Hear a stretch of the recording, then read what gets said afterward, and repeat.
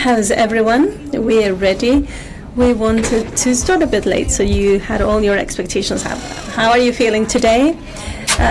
Well, I want more energy from the audience. Let's give a great round of applause to the Alex, so that we can hear their music. They can cheer us up. They can raise our energy levels to start the morning. Now, welcome everyone to the 6th edition of EnlightED, which is the World Conference on Innovation, Education and Technology. And it has become a world reference in terms of educational innovation. My name is Angie Rigueiro. I'm a journalist, I'm a psychologist, and I'm a journalist in Antena 3, and I am here with Maria Lamela. She is also a presenter in La Sexta. We are colleagues, we are friends, we work for the same media group, and well, welcome Maria. It's a pleasure to share the stage with you. For a day and a half, we're going to be discussing artificial intelligence, which is the technology that is revolutionizing the world, and we're going to approach this from the employment, job, education perspective, among others. We will have over 50 speakers from Spain and abroad, and we will also have several workshops in order to rethink education in the Gen AI time. Let's start by thanking the institutions that have allowed us to hold this event today. The South Summit, the IE University, Telefónica, obviously A3 Media, for creating such an interesting event. This is a referral in educational innovation, which is the basis of any society. And I would like to call your attention to the fact that in this 6th edition we have had an audience of over 6 million people around the world listening to what's been going on here in the auditorium, in the different workshops. And we are streaming this, so welcome everybody online. This is very nice to have on-site events, but it's very encouraging and very good to have also the possibility of having these events also online. Now let's welcome the representatives of the different institutions. Let's welcome Carmen Morenés to the stage. She is the General Director of Fundación Telefónica. She has the floor now. Buenos días a todos. Muchísimas gracias por la energía que nos transmite. For this energy.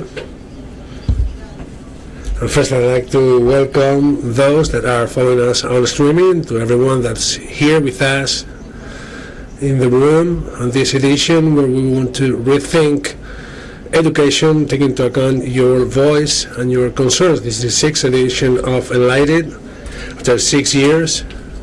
And it's become a reference because since the beginning we're analyzing these connections between education, technology and innovation that we see that they are necessary. And I think that the reason of this success is partially the audience, of course all the experts that have been with us during this edition, and the organizers, our team that works for many months to set this up. And I'd like to thank those who are with us and also those who are behind. The reasons to start this 5 years ago have proved to be right. We are in times of change and uncertainty, and we have to adapt continually. And we have to adapt to changes not based on experience, but based on adaptation and incorporating anything new that we get. And in this case we're focusing on AI, as it has changed our lives and the way we interact with technology. And recently with the beginning of ChatGPT, it has changed the way we work and we educate. And this technology is reason based on two things. First, because everyone should be trained in all the skills that are necessary for this digital era, and also we need to use these new tools to improve the ways and the methodologies of education. One thing we know is that this digital revolution is about technology and machines, but basically it's about people, norms, ethical, how we use it in our lives. So this complexity can be seen in the matter that will be seen these days, which is AI. AI brings an unlimited field of possibilities for education, but it also implies some risks. We have to change the way we educate and we train and we assess. So we'll be 2 days with great experts that will be sharing their views. This event will have 2 new themes. First up on the others, on the 3rd floor, on the 4th floor, there will be workshops and an agora where you can speak to the presenters. And also, this focuses on young people. We want to hear the voice of young people. We have the support of a group of youngsters to organize this, telling what they wanted to hear here, what kind of experts they wanted to see. So with this commitment, we open the 6th edition of EnlightED. Thanks a lot. Carmen Moronés, Director General of Fundación Telefónica. It is very important what you said, listening to the young, to know where we're heading for in education. Now we have Santiago Iñiguez, Chairman of IE University. Thanks a lot, Carmen Moronés, for inviting us to your house, to Fundación Telefónica. Thanks, Bertolín, Fundación La Caixa, Mariana Jumea. I'd like to take the opportunity to emphasize how important the impact of technologies on education is. The Dean of our School of Technology, Eclac Sido, who's sitting here in the first row and will have a presentation, will be in one of the panels this afternoon. He presented some of the important consequences. For example, how in the future the access to this virtually infinite information will enrich the learning process. Nowadays, for example, in our university, we use ChatGPT as the starting point to understand how we deliver information and exchange contents on any topic. We will see also a much more individualized education process, so that all special needs, all specific features of the personality of students will be fostered. So the great thing about combining technology in education is being able to support all the special needs and abilities of all students. Will be in the future teachers being helped by robots, by virtual teachers. So the role of the teacher will change and will be totally different. It will be organizing the learning process, and it won't be an authority voice on knowledge, because this will be accessible in the network. So we'll see a great change of the learning process. We have young people here behind me, and I'm sorry because I'm giving you my back, and they will have a central role in learning in higher education in the future. And there will be the actors that will take technologies to the next level. I'm very optimistic about this positive impact of technologies on education. Also, social networks are a very good tool for socializing and for accessing knowledge. But I'm very active on LinkedIn, and I ask you to use social networks in a responsible way. Social networks may be a socializing channel for sharing ideas and knowledge, but also for creating conflict without any need. So those of you who are active on social networks, I ask you to use this tool in a constructive way. And I hope you all enjoy the panels that we have during these 2 days. We are in a historic building that has hosted many communication technologies throughout time, and you'll see many panels and workshops where you will see the latest technologies applied to education. Thanks a lot, and I give the floor to our MCs.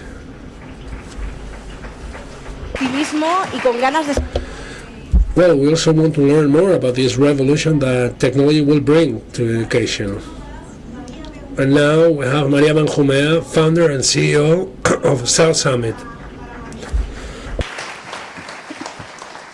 Hola, muy bueno. Hello, good morning, everyone, and welcome everyone to this 6th edition of EnlightED. I remember when in South Summit 2018 we started EnlightED, and that was a revolution because we had a clear goal at that time.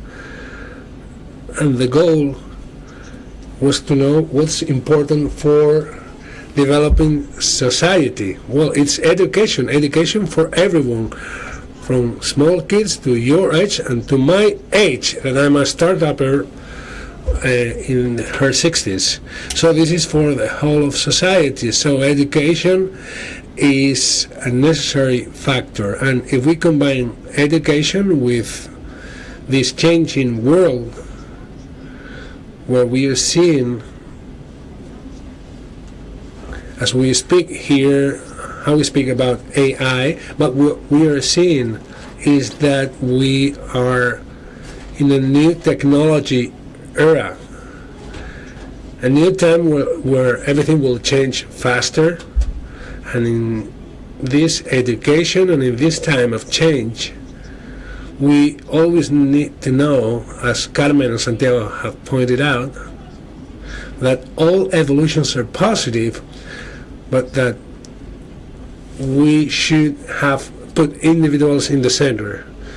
And that implies some responsibility, and this is what we will discuss during 2 days all together, sharing knowledge, and we'll have the best speakers, and I thank them for being here, all this ecosystem of startups, because this is about innovation. And if you realize in all these technologies, most of them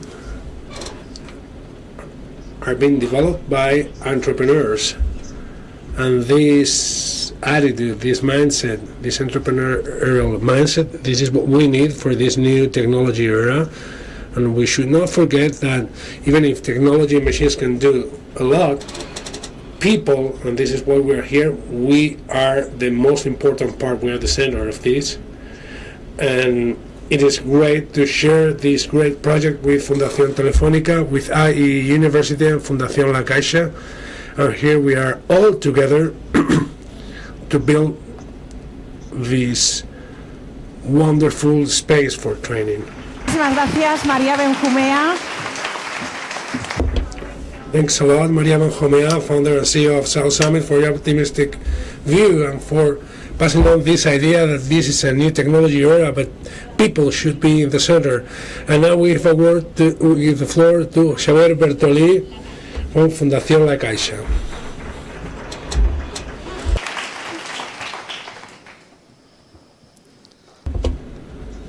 Well, thanks. I'd like to start by thanking the welcome by Carmen, Santiago, and Maria to take part in this great family called EnlightED, to take part in this event that we helped to organize with Pablo. So we want to move forward with the opportunities brought about by AI, and we want to see the new limits of knowledge with a learning that should be flexible, inclusive, and customized. We have this opportunity of individualizing the learning of our young people, changing the role of teachers, moving from teacher to coach, that they will support the learning process of youngsters. And I think that we need a holistic view. We need to give them a holistic view to be prepared for these new times. Our goal these days and in the future will be to see the challenges of technology companies, university, and startups, together with the young people that we have around us, supporting or fostering the training of teachers. I think they have the great challenge of supporting young people in this change, in this time of change of paradigm. It may be that we are living in a paradox where change takes place in some countries that incorporate AI and they reduce the training degrees, and then we see some differences between some countries, because we are hearing how Australia is saying that they're opening AI and other countries are banning AI.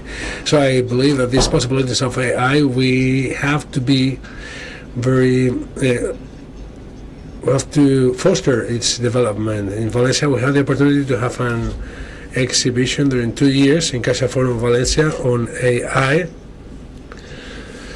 where we had several workshops with teachers facilitating their approach to different types of AI, and we have gone through different phases that were not positive, because we started from banning, from saying I want to use this in my classroom, then to learning what's behind AI, and then seeing the opportunities and possibilities of AI.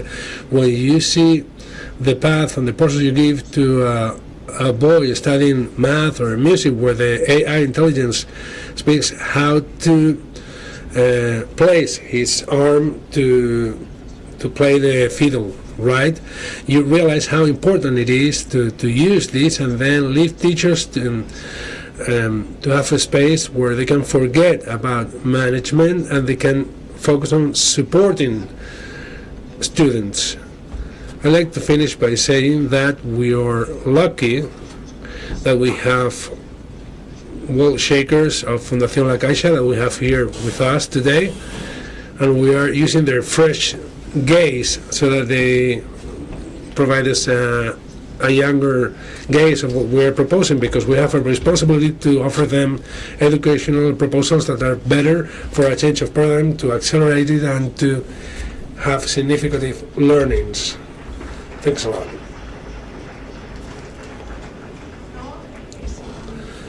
Well, it is important, as you said, this change in education from teachers to coach.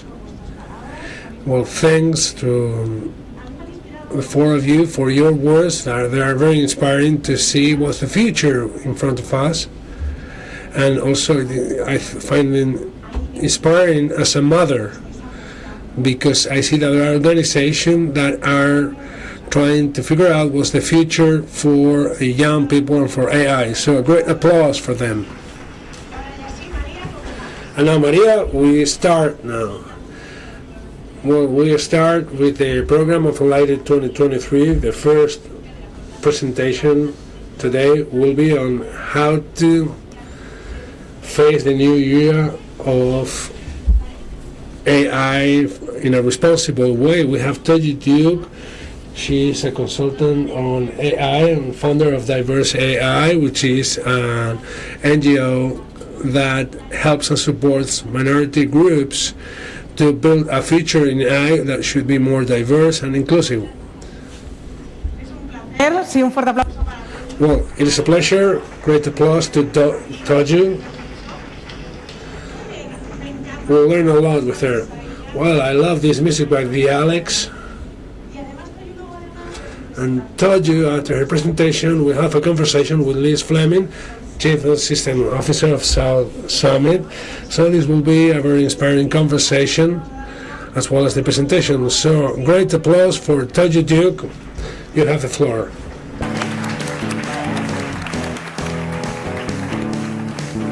Aquí nos acompaña.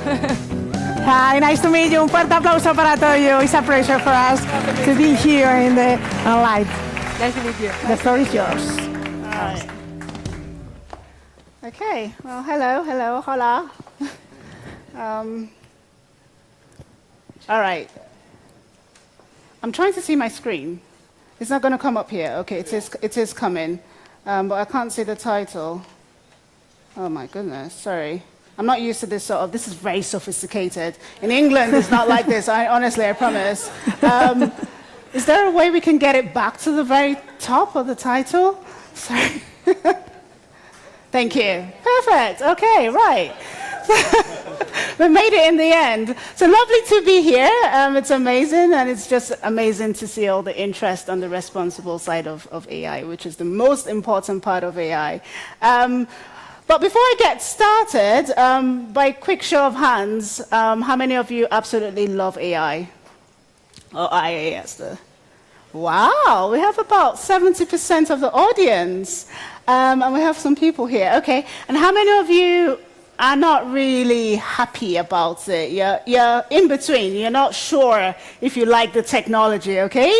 All right, this is about 0.01% of the audience, okay? And how many of you don't care? Like, you can't be bothered, you know, whether it's here or not, you really don't care.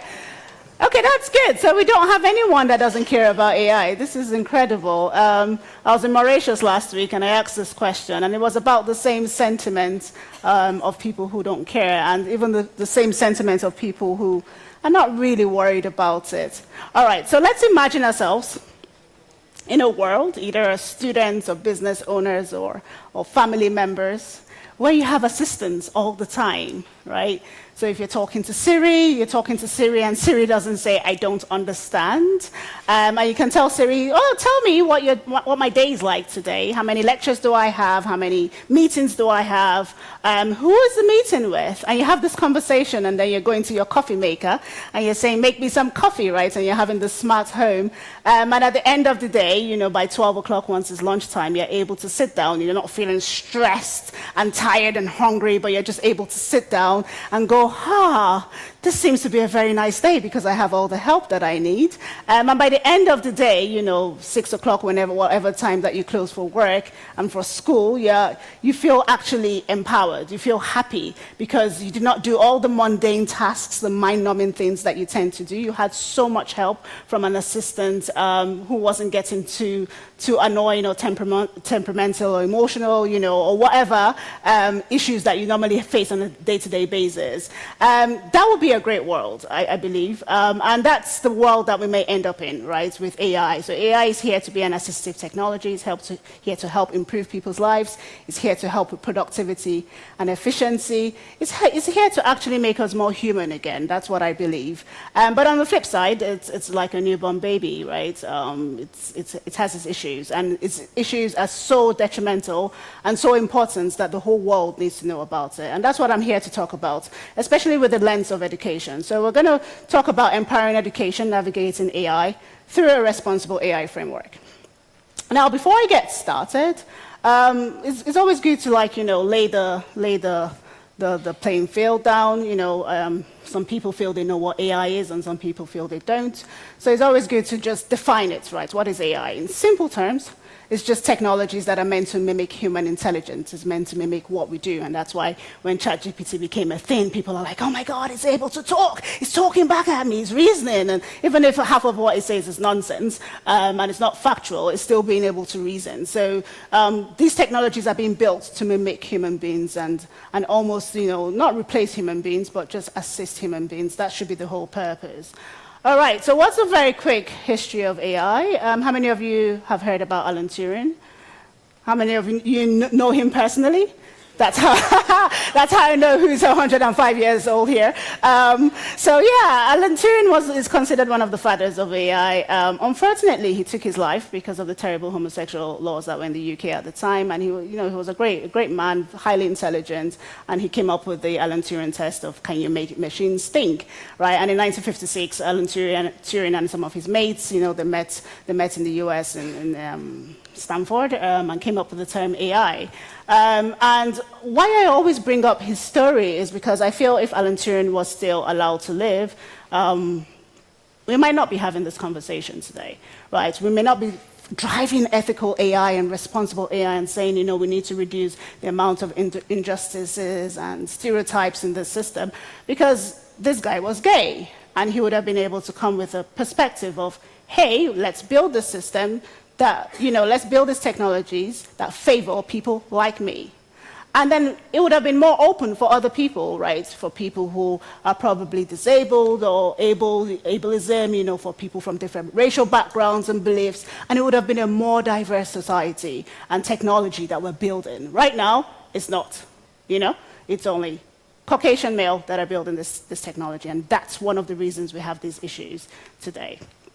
Right, so very quick timeline on AI.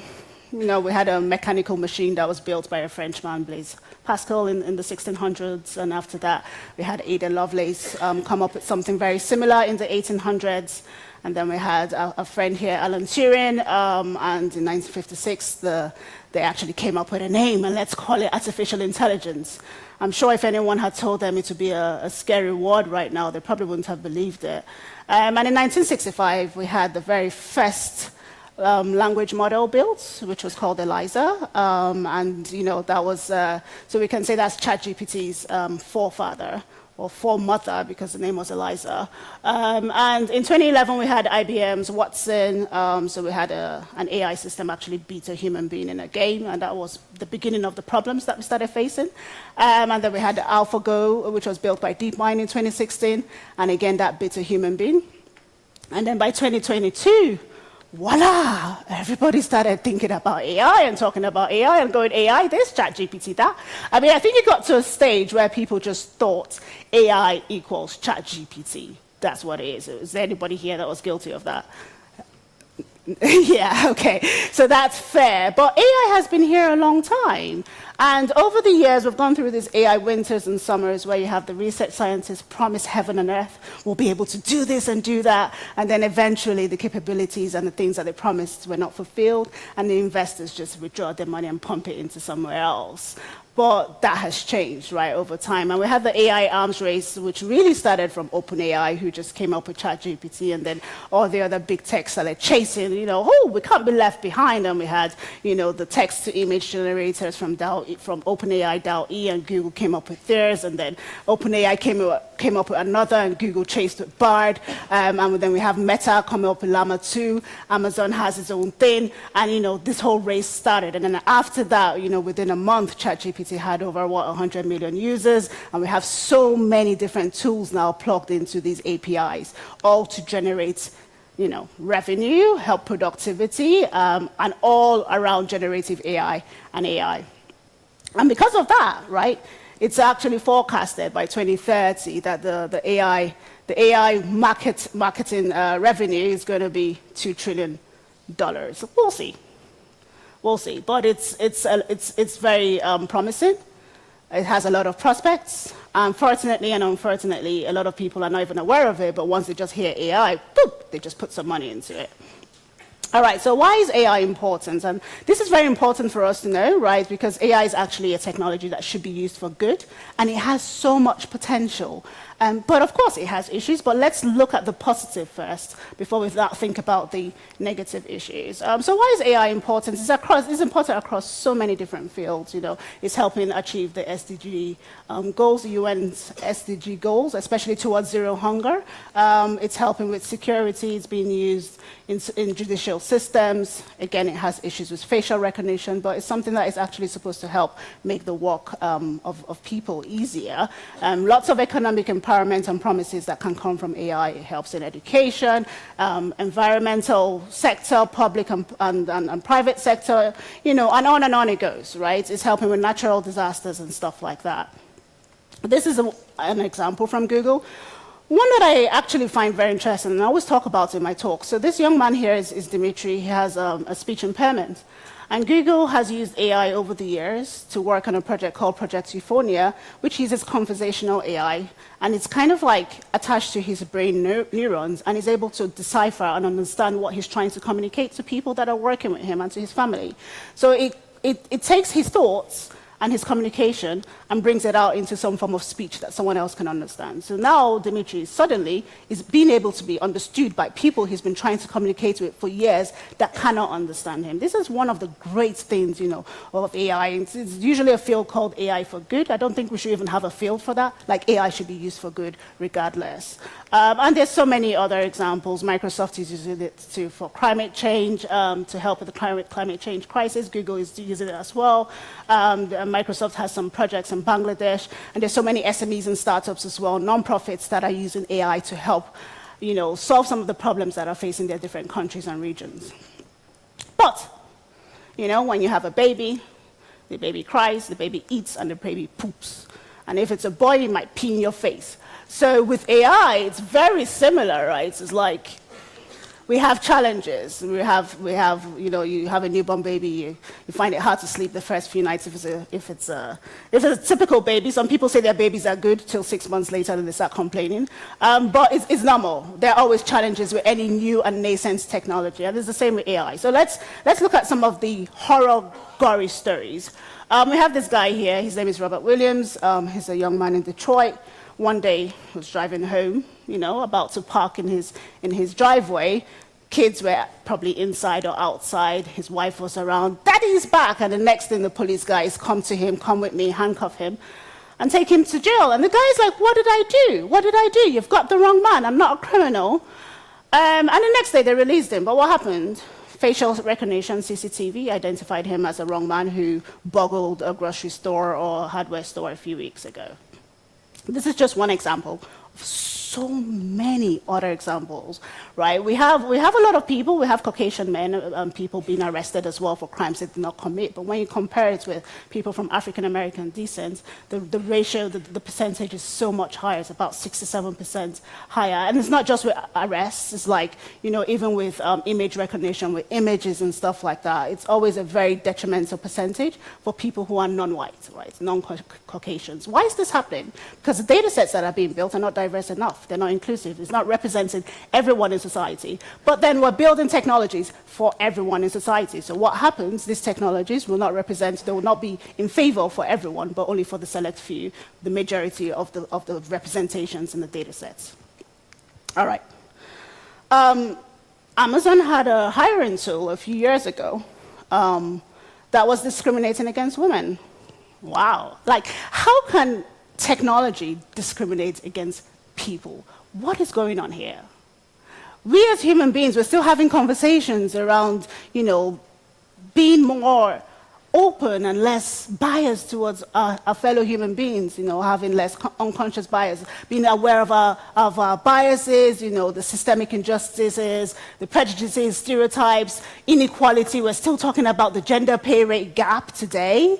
And then it goes into technology. That's where it gets scary because, one, you can't track it. You don't even know if it's there until, you know, some research scientist probes it, tests it, and goes, wow, look at all the biases in this thing. That's what happened with Amazon. So Amazon had this tool for about 3 years. It was built on male CVs in the data sets. So anytime a woman's CV came up, it dropped it. It didn't recognize it because it didn't recognize the words of the colleges and the universities that the women said they studied. And it only recognized the male CVs. This tool was out there, being adopted, right, being used by companies. So there were so many women's lives that were impacted. Imagine a woman who probably went on maternity leave, for example, came back, and if you have a major life event, especially for women who take time off work and come back, they're already struggling. And then you're struggling and you're trying to apply for a new job, and you're just not getting it. And you cannot imagine the psychological impact it has on that person, on their career trajectory, and on their entire life. And then think about the income. These women probably never had an income. And this is how far these problems go. And it's hard to measure. The only way we found this out was because Abiba Berhan, who is a research scientist in Ireland, did some testing on the model, on the tool. I don't know why she decided, but I think that the research scientists just decided to test these things, the responsible AI ones. And they found out this problem, and then guess what Amazon did? They didn't fix it, they just deprecated it, took it off, because it takes too much effort to fix. And they're not a hiring company anyway. Apple Card had another issue. So you have a couple, a male and a female, who have the exact same credit rating, apply for credit, and they may have the same income, exact same everything when it comes to income and money, and the man will have a higher credit than the woman. Goldman Sachs said, oh, because they're the ones behind it, they said, oh, no, it's fair. But it's not true. The next example came from Google in 2018, where someone saw a picture of his friend, and Google Photos labeled the picture of this black American as a gorilla. And it was all over the news. It came back into the news. Another problem when it comes to data sets and labeling and training the data sets to be fair and inclusive. Steven Schwartz is a lawyer from New York. This is a very recent case, who almost lost his license as a lawyer because he built a lot of legal cases from ChatGPT and they were all false. And he didn't think of fact-checking it. And eventually, he's got fined $5,000. He's lucky he did not lose his job. But there's a lot of issues with AI, generative AI, when it comes to like not just bias, but like incorrect information, misinformation, and so on and so forth. Generative AI, especially large language models like ChatGPT and chatbots, are accused of hallucinating. I don't believe AI systems are sentient. In other words, they do not have a soul. Because we cannot infuse a soul in them. So they don't have any human-like features. So even using the term hallucinations is probably not the best. But let's stick with hallucinations. We have this chatbot, again called Eliza, from a company called Chai. And it was able to convince a man from Belgium who was in his 30s that if he takes his own life, he'll be able to save the world from climate change. And this poor man believed this chatbot and took his own life. He was a father of 2 kids and he left a wife behind. This happened earlier on this year. And when this happened, you know, it was more like a case of, oh my God, it's happening now. People are actually taking their lives because they're being misled by terrible built technologies, and this should not be happening.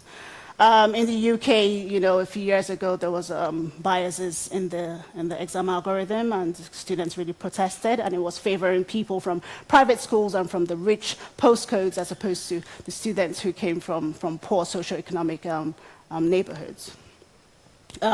Also, with generative AI, there's a bias existence in the AI tool detection, and if they're checking to see if students are actually cheating on their exams, it's going to favor people who are English speakers as opposed to non-native speakers, even with a false percentage rate of 97% accuracy, where it's saying that, you know, the students actually cheated and they used ChatGPT, but because the student's first language is not English, it doesn't recognize that, and that student did not use ChatGPT. So these bias problems keep on recurring.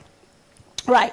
So now that I've got all of you crying and thinking that, you know, let's get rid of AI, let's get rid of this terrible technology, why do we have it today? I'm here to say we do have some good news, right? There is a lot of work being done in the responsible AI field that can be used to help mitigate some of these risks and harms that I've talked about.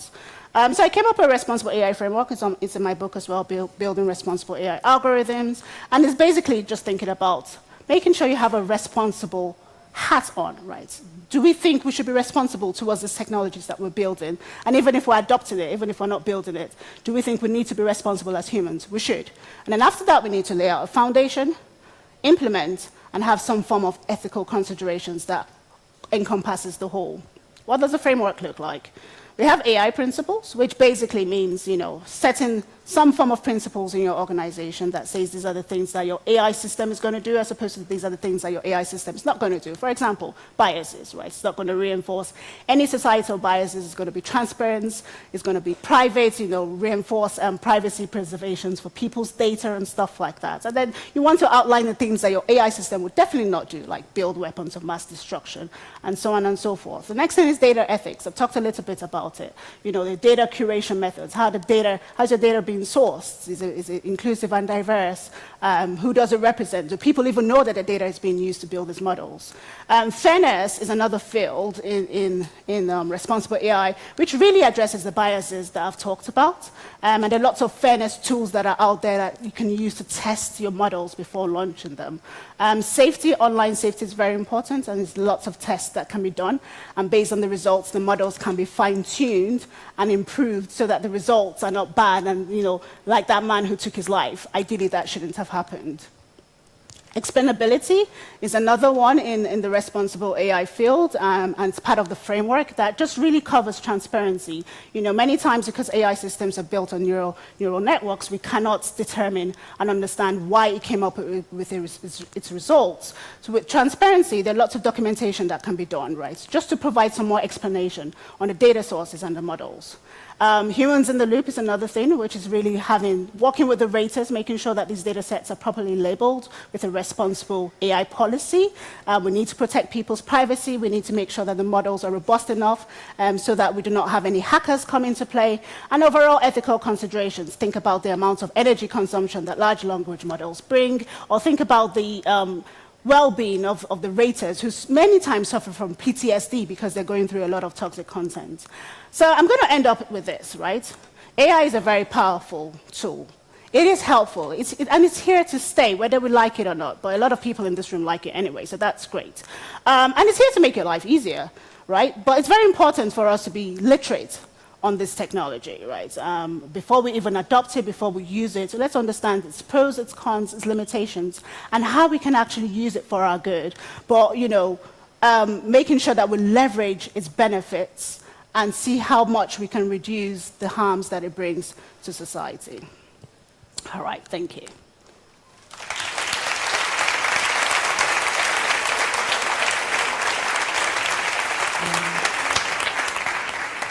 Well done. Thank you so much. It's so wonderful to have you here. I think we're going to get a chair, maybe a little table, maybe some water, Yes, water. And we'll grab a seat here. Good morning, everybody. Delighted to be here. Liz from South Summit.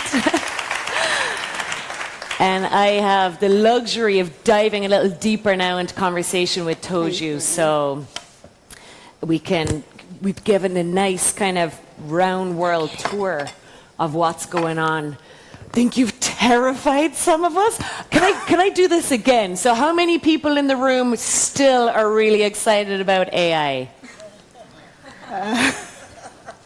I think that number is going down a little bit, but no worries, no worries. We're here to sort that out. And thank you so much, Toju, for being here with us. First timer to Madrid? Yes. How are you finding the city so far? It's amazing. It's like I was walking on the street. I was like, this is a bit like New York. I hope I'm not offending anyone, but it's really nice. No.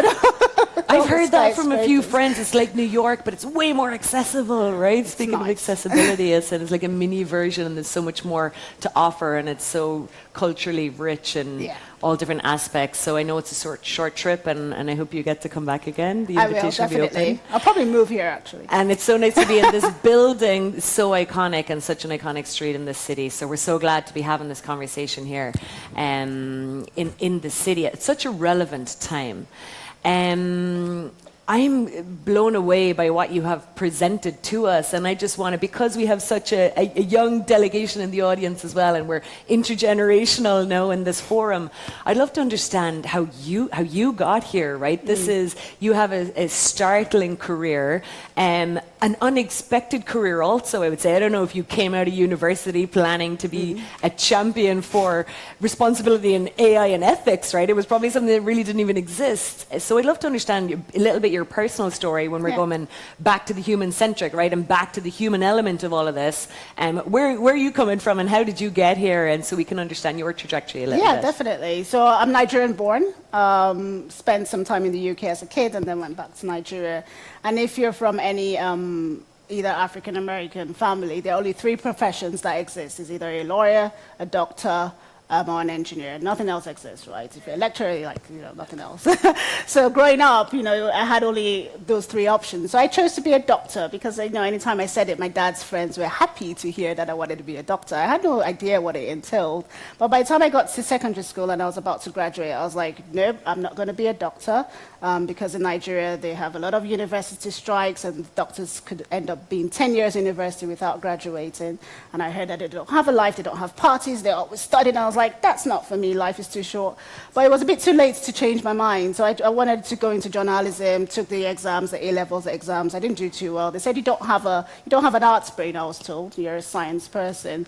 So I ended up studying social sciences, which was sociology and political science. I loved political science, and I hated sociology. I was like, why are they teaching me theories about white dead men? That was what I always thought. But I loved psychology in it, and I loved statistics, which really applies to AI today. So fast forward later, I went into admin, went into digital media. I always tend to have this drive and itchy feet every 2 years. It's like a 2-year cycle. Sometimes it's shorter, but after 2 years, I'm like, I want more, I want more, I want more. So out of my wanting more, I ended up back in the UK to study masters. My masters, I did it in marketing, communication and design. I didn't have any marketing background, but I started getting calls to do marketing. I was like, yeah, easy, transferable skills. Did marketing, moved to Ireland, and then I got a call to join Google. I had a 10-minute interview. People are like, that never happens. But I had a 10-minute interview on the phone. And then I ended up being a contractor with Google. Then I converted to a full-time employee. But the time I got into Google, it just awakened the techie in me, right? It was just amazing to be in this highly innovative company that just pushes the boundaries and they just try everything. I was on the sales side. I was a product specialist, but I was still in the company, right? So anytime we had our sales conferences and you see the demos from the people from Mountain View and all the technological products, it was always amazing. It blows everyone's mind. But I think that started bringing out that tech hunger in me, and I was, trying to make my way back into tech. So I moved from shopping, different advertising products, to Google Travel. I was a product lead for EMEA for a couple of years. And again, I started having my usual itchy feet. I want more. Then I happened to attend a sales training for machine learning. And that, as they say, the rest is history. I was like, wow, you mean you can actually program, do some programming that will come up with some output and results that you never told it to come up with? It wasn't, ML is not like your typical programming languages, right? Because these AI, that's why we have this problem, because these AI systems are coming up with their own results. You didn't tell it, you don't tell ChatGPT to lie to people, but it does, right? So I found it very fascinating, and that's how my career started building there. I started doing things outside Google, speaking about it, then I came across the racial bias in it and the responsible side of it, and I was like, no way, I'm not gonna leave this, I was like, if this is the last thing I do on Earth, if it's just to spread awareness about this problem, I'm not going to leave this earth without doing it. I thought of my kids. I was like, if we're automating discrimination and injustice in technologies where, once it's out, it's like a wildfire. We don't know where it's gone. We don't know who is impacted, and we cannot call it back. And I'm like, no, so I started doing some work there, worked with women in AI, then went back to Google AI and said, this is all the work I'm doing outside Google. Can I work with you guys? And that's how I got in. And I ended up working with the team as a program manager responsible for AI for about 3 years. And I just recently left Google a couple of months ago to do more of this. Wow, it's a whirlwind. That's so impressive and really, really exciting. I also love that you've taken this on as a personal passion, right, that you've lived through and experienced, but also you're bringing a very holistic view to it, not coming from a deep tech background, let's say. And I guess this seems to be a huge part of the problem, that the people not just using this technology but building this technology are from a really specific demographic. So as we're at an education forum, let's take this back a couple of steps. How are we ever going to build inclusive technology if the people building it themselves are not inclusive? And what would be maybe some solutions you have or thoughts you have around that? It's a big problem, right? We know that the tech ratio is white percent, 70% white male, 30% other. And this has been here for a long time. I think it's a pipeline problem, right? So back to my story of the stereotypes and, engineering is seen to be for men. We have very few female girls, very few girls or females actually join computer science courses in the university, and even when they do, they drop out because, again, they're a minority. They feel choked, right? It's a bit misogynistic as well. And then even if they do finally graduate from computer science, they get into the careers, and again, they feel choked, right? So I always hear, we need more role models, we need more female role models, we need more minority leaders and stuff like that, because it's not a culture that a lot of people who are not white male thrive. So that's the beginning of the problem. So I think it's trying to see how we can break the tech culture, the tech bro culture. And it starts from the universities, really, or even starts from home, because part of this problem is, you have boys, you have girls. The boys do play computer games with dad, and the girls are supposed to be in the kitchen with mom. So that mindset is already starting where, computer is not for me, I don't want to do it. And that leads to the lack of diversity we have in the field today. So if we can help with the pipeline problem, then we can help drive further diversity in the field, especially with AI. And now, it's a leading technology, and it's going to be here for a while. We need to make sure that the teams building this technology are diverse, because that's the beginning of the problem we have. These things I've talked about, like the example I gave with Alan Turing, it wouldn't have been a problem if we have the likes of Alan Turing in the same room as the other people building this thing, because it's going to make sure that this thing is not going to discriminate against people who think like him or talk like him, right? Yeah, I was totally unaware of that. That was a real curious, perspective, let's say, and how different things could be, and when the makers themselves experience this type of discrimination, and that they're obviously hypersensitive to it and consider and understand that worldview to build it into their models, let's say. We're from South Summit, right? So we feel enormous responsibility in smashing the tech bro culture, to be honest, and I think we're nailing that when you have leaders that look and act a different way, and I think we're very proud to say that, and you're absolutely invited back to South Summit in June. We have a very different dynamic and atmosphere and culture around that as a pure tech and startup event, right? So I'd be keen for you to see that and maybe even help us along the way to keep that going. But in terms of back to the education sector, so if majority of white males are coming through STEM, is there an opportunity to fast track change, right, and not to have to wait for all of these guys to graduate and get more girls through the program? Do you think maybe there's an opportunity to create more interdisciplinary teams within the corporates and the startups and the companies who are building these technologies to bring in those views from other areas, let's say? Because the sense I get from some technology developers is that, well, I'm going to build it, I'm going to make the coolest and fastest and strongest AI or whatever for the purpose that I'm building it for, and then I will hand it off to the security team, and then I will hand it off to the marketing team, and then I will hand it off, So I'm just wondering, is there an opportunity, kind of like yourself, you came in from a different perspective and a different experience to, auditing the technologies you were using, thinking, hang on a minute, do we not understand what's happening here? And if not, why? And how can we change that? Do you think there's an opportunity to, at the earlier stages, introduce those teams, perhaps? Because I definitely find from technology teams, they see it as somebody else's responsibility. Or is there an opportunity for the corporates or the developers to bring in that kind of responsible and ethical auditing way earlier on in the process, and maybe like they try and do now with cybersecurity and things like that? Yeah, absolutely. So I think the silos need to drop, right? I think we need to start building with a responsible AI framework in mind, which means responsible AI as a field is multidisciplinary.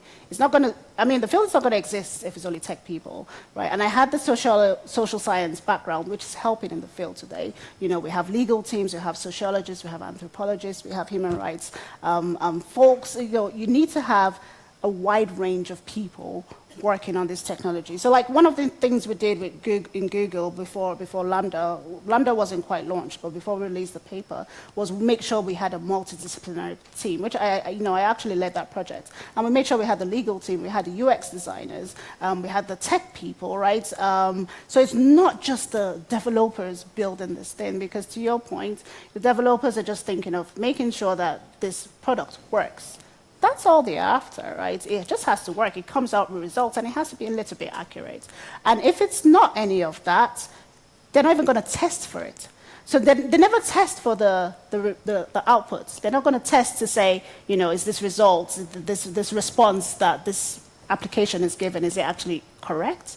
Is it driving any stereotypes? Or even with the images, they're not testing for how many male CEOs are represented in an image search. So this is where you need the perspective of other people involved. And the other people are like the ethicists as well, and all of that. There's also another part of the field which is called community participatory research. It's very important. A lot of people are not doing it. Google does it, to a certain extent. But this way, you have conversations with the community people, the community members. If you're building a technology that will be adopted by people in Madrid, have a chat with the people in Madrid before you launch it. Tell them your idea. It's just like product by design, right? And all those principles, you apply it on the overall AI framework, right? So you have a conversation with them. They may not know what it is you're trying to do. Yes, it might improve their lives and they're not used to that technology, but they can give you some feedback. And then when you build the beta phase, talk to them as well. And another thing I say is do not be so quick to launch, to do a full launch to everyone.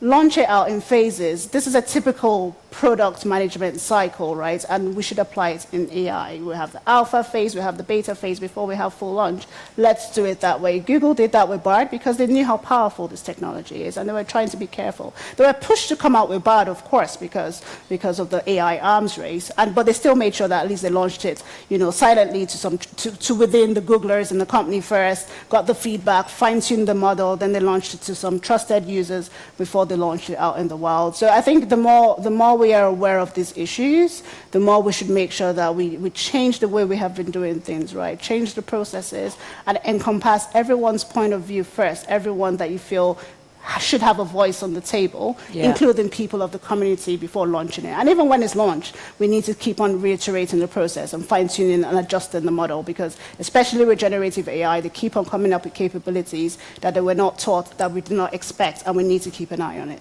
Yeah, okay, amazing. So do you see in the larger corporates that there are dedicated teams doing this now at this point, or are we not there yet? They are, but they're quite small.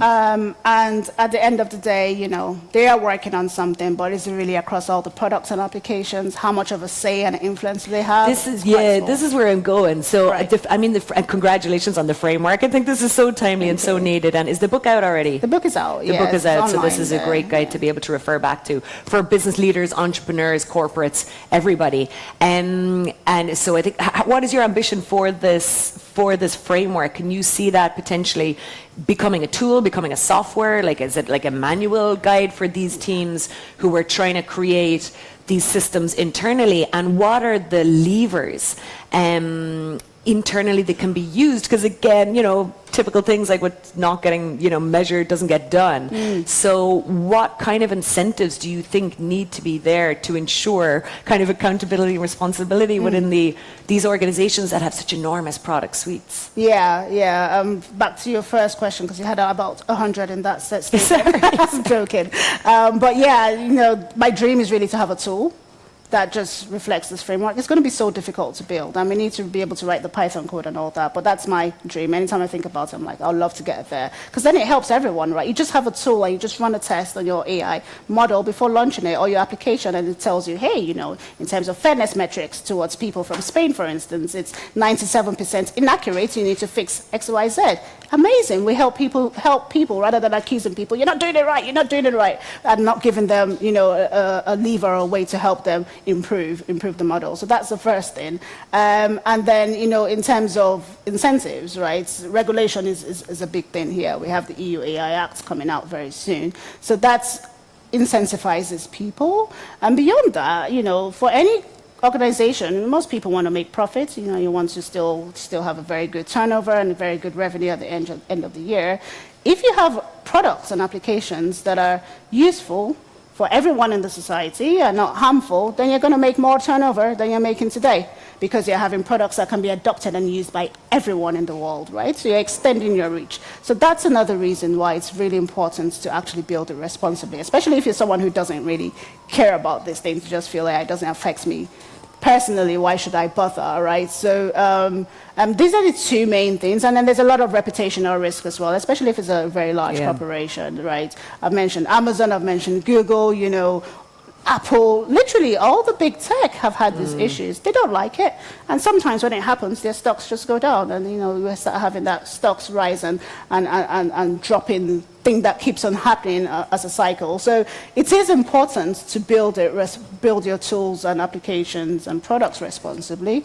And there's so many benefits that come out of it. Yeah, that's awesome to hear, right? That it's a market opportunity, essentially. If you're looking at a bigger market, it's a bigger market opportunity. And of course, the opportunity cost then of potentially something going disastrously wrong. And it seems to be a momentum as well with today's generation at all levels that people are just not okay with this anymore. You know what I mean? And if you're shown to not be acting responsibly in the tools that you're building, I don't think the market's really going to, you know, act favorably towards that. So before we wrap up, I don't want to hold everybody from the coffee break. I know they're dying to get going and dying to get networking. We're very much here about making the connections. Just final words of encouragement and opportunities, maybe two sets. The entrepreneurs, like what still needs to be built, what are the opportunities there for the entrepreneurs in this space of responsible AI, and the users. We're full here of students, of teachers, of professors, of educators, of business leaders. You know, what are the things as users that we should be bearing in mind to ensure that the products we're using are responsible? Yeah, I think for the entrepreneurs, just remember that, you know, starting a business should be to solve a problem, right? Really, that should be the main aim. Like, why do you exist if you're not solving a problem? And it could be any problem, you know. And then, you know, that will help determine what type of AI application or model that you're going to use to solve that problem if you're going down the AI route. And then you need to be aware of its limitations, right? For example, if you're going to work with facial recognition, which is a main problem in AI, be aware of the limitations. And then you can build a product that is conducive for everyone, because now you've built it in the right framework, having a responsible ethical AI hat on, and it will be useful for everyone. So that will help with the expansion and the market opportunity that you've mentioned. Now, with the rest of everyone in here, the educators and the students and the users, again, AI literacy is key, because AI is here to stay. You know, a few years ago, people were like, I don't like this AI, I really don't want it. But look, whether we like it or not, it's here to stay. We're in the fourth industrial revolution. Some people argue it's the fifth. I don't care. We are in an industrial revolution, and whether we like it or not, right, something is going to keep on happening in the AI space. If OpenAI did not launch ChatGPT, another startup would have, right? If Microsoft did not invest in OpenAI, someone else would have. So there's a race going on here, and it's important for us to understand what it is, how we can use it for our benefit, because it does have a lot of potential. It really, really does. And it's not, this is not just, you know, an AI market pitch, right? It can help you at your job and make your job life so much easier. But we need to think about how we can leverage it, right? We're still humans. We're still the ones who built this thing. And I mean, not me and you, but we, you know, human beings built it. And, you know, I know there's lots of talks with the educators, and, you know, there's complaints about the students may not be able to work on their critical thinking skills. But how about you let a student use ChatGPT and then talk a little bit more about that essay that they wrote with ChatGPT and test their critical thinking skills, but on a higher level, right? So now we're having some assistance that we didn't have before. So how do we push ourselves to the next level to still leverage on this tool, but get to a stage where, again, as humans, we're happier because we don't need to do so much hard, mundane tasks, right? But we can still think critically and still solve problems that we're meant to solve. Yeah, that's well said and fantastically spoken. I'm really excited to see what the students do with it, what you guys do with all of this, because we can only guess and assume and maybe sometimes criticize, but I'm sure they'll be far more creative with their critical thinking than we were in terms of the potential of the tool. Toju, thank you so much for being with us here today. A warm round of applause, please, for Toju. Thank you. Thank you. Muchísimas gracias a las dos, a Toju. Thanks a lot, both of you, Toju and Liz, for this great conversation, this interesting conversation where you have tackled a very complex topic, which is AI from the perspective of ethics and responsibility, and have told us how this should be done at policy level and also at the level of families and in education. So we'll make a coffee break now.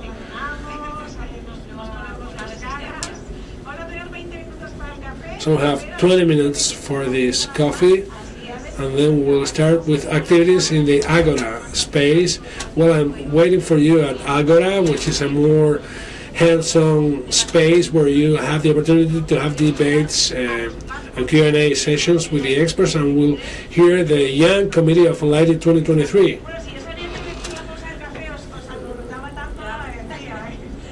Well, you are all willing to go to the coffee break.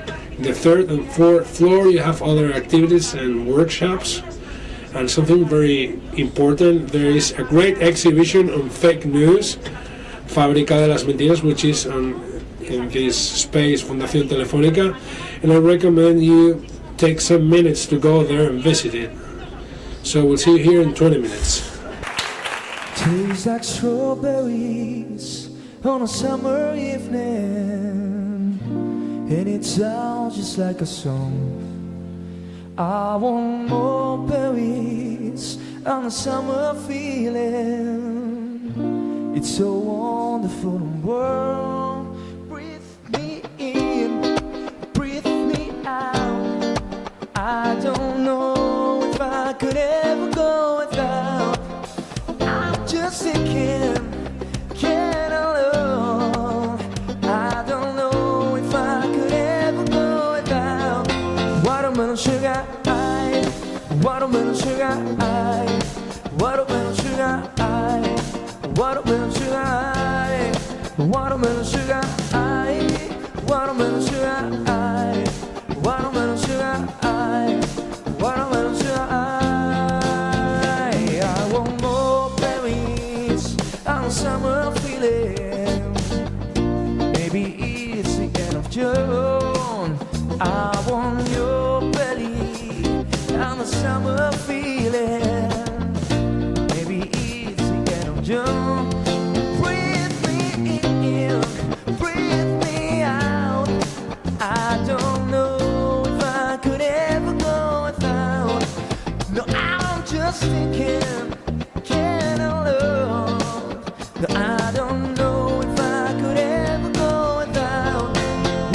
sugar high, watermelon sugar high, watermelon sugar high, watermelon sugar high, watermelon sugar high, watermelon sugar high, watermelon sugar high, watermelon sugar high.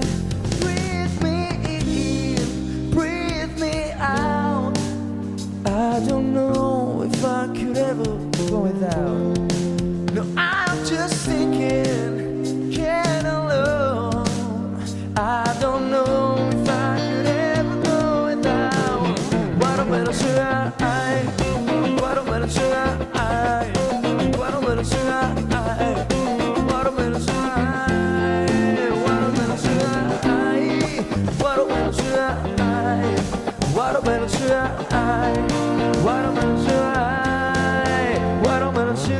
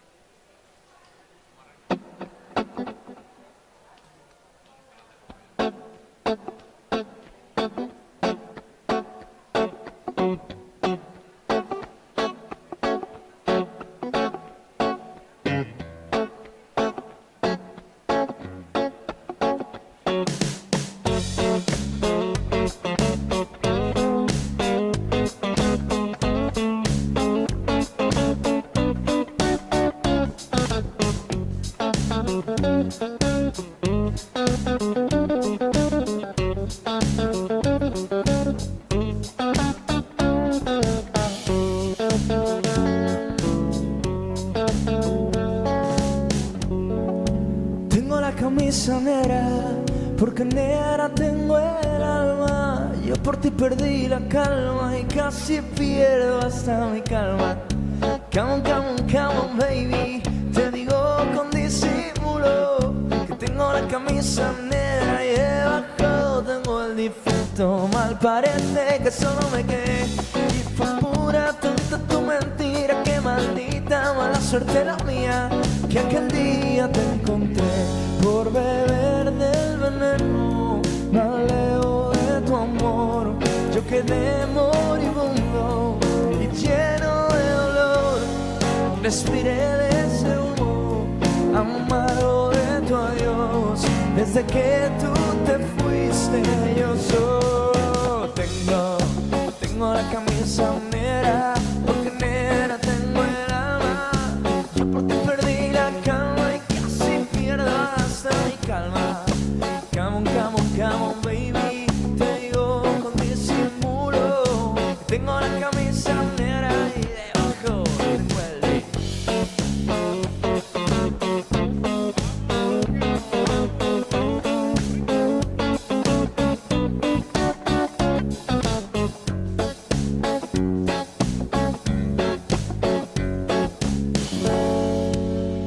camisa negra y a tu amor no me interesa.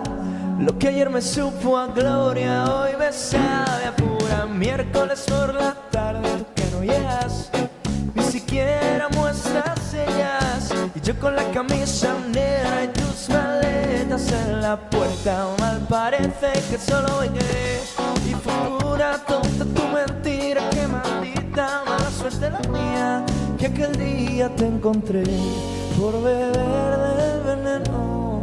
Maleo de tu amor, yo quedé moribundo y lleno de dolor. Respiré de ese humo amargo de tu adiós. Desde que tú te fuiste yo solo tengo la camisa negra, porque negra tengo el alma. Yo por ti perdí la calma y casi pierdo hasta mi calma. Come on, come on, come on, baby. Te digo con disimulo que tengo la camisa negra y debajo tengo el difunto.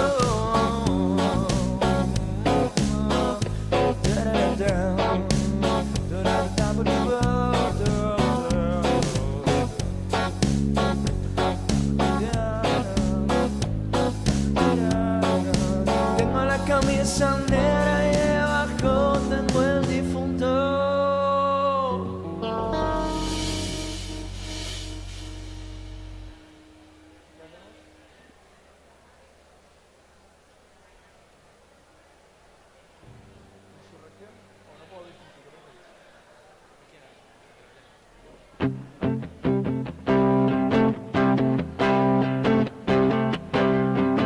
Llevas años enredada en mis manos y en mi pelo, en mi cabeza, y no puedo más, no puedo más. Debería estar cansado de tus manos, de tu pelo, de tus rarezas, pero quiero más, yo quiero más. No puedo vivir sin ti, no hay manera.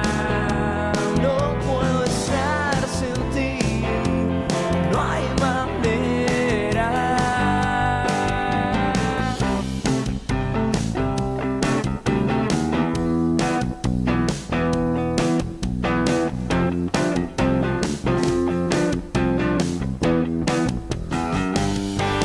Me dijiste que te irías, pero llevas en mi casa toda la vida.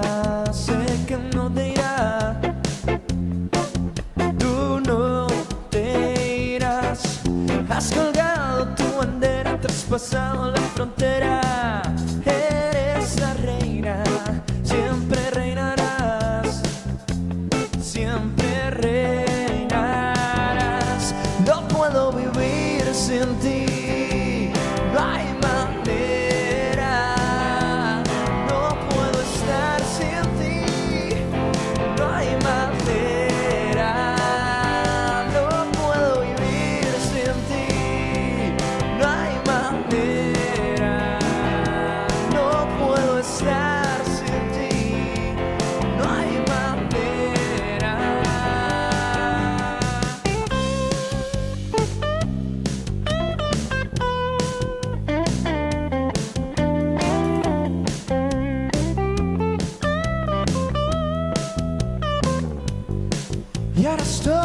esperando a que vengan a buscarme.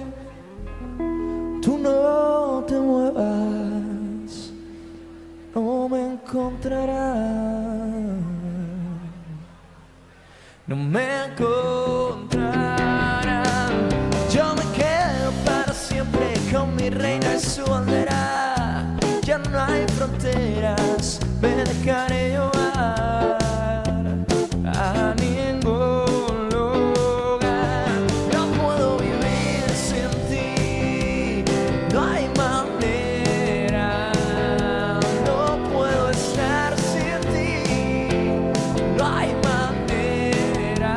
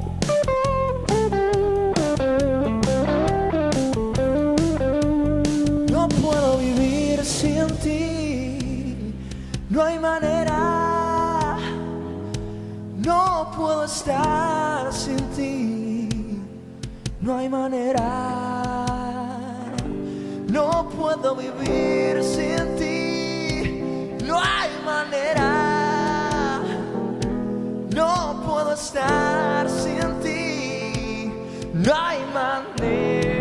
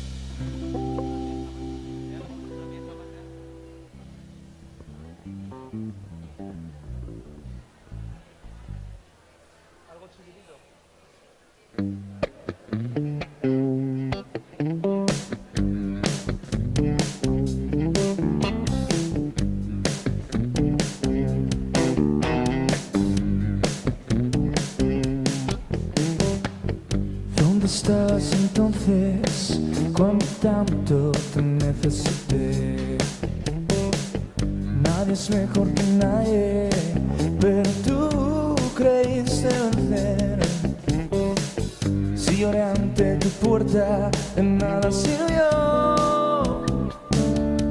Barras de bar o vertederos de amor.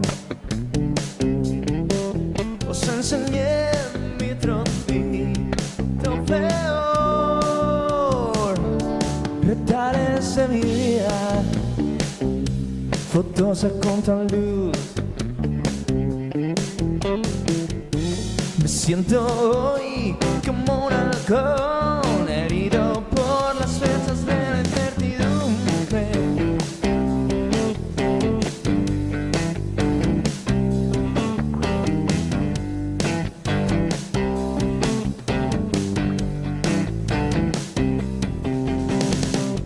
¿Dónde estabas entonces cuando tanto te necesité? Nadie es mejor que nadie, pero tú creíste vencer. Si era ante tu puerta, de nada sirvió. Barras de bar, vertederos de amor. Os enseñé mi trocito peor.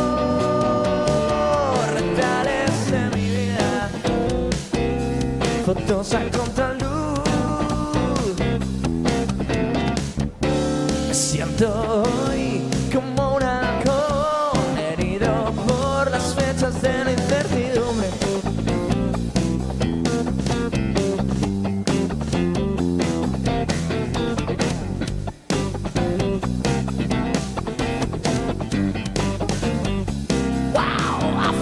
Good.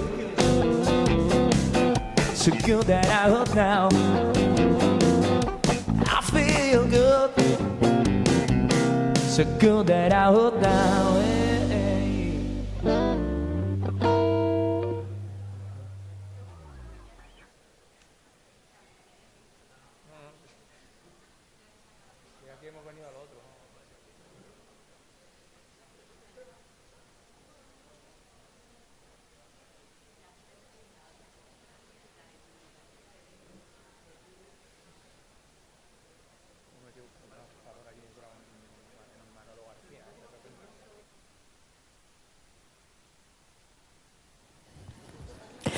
Bueno, ¿qué tal estáis? Estamos de vuelta aquí. ¿Bien? Good morning. We're back after coffee break. So I'd like to send a kiss to those that are following on streaming. And now we'll move to an important part of this morning's session. In the previous panel, we've seen how to approach AI from a responsible and ethical perspective, and now we'll see something very important, which is how international organizations have been giving ideas on how should be the basis for the new public policies around AI. So I'll ask you for a big applause to the panel members.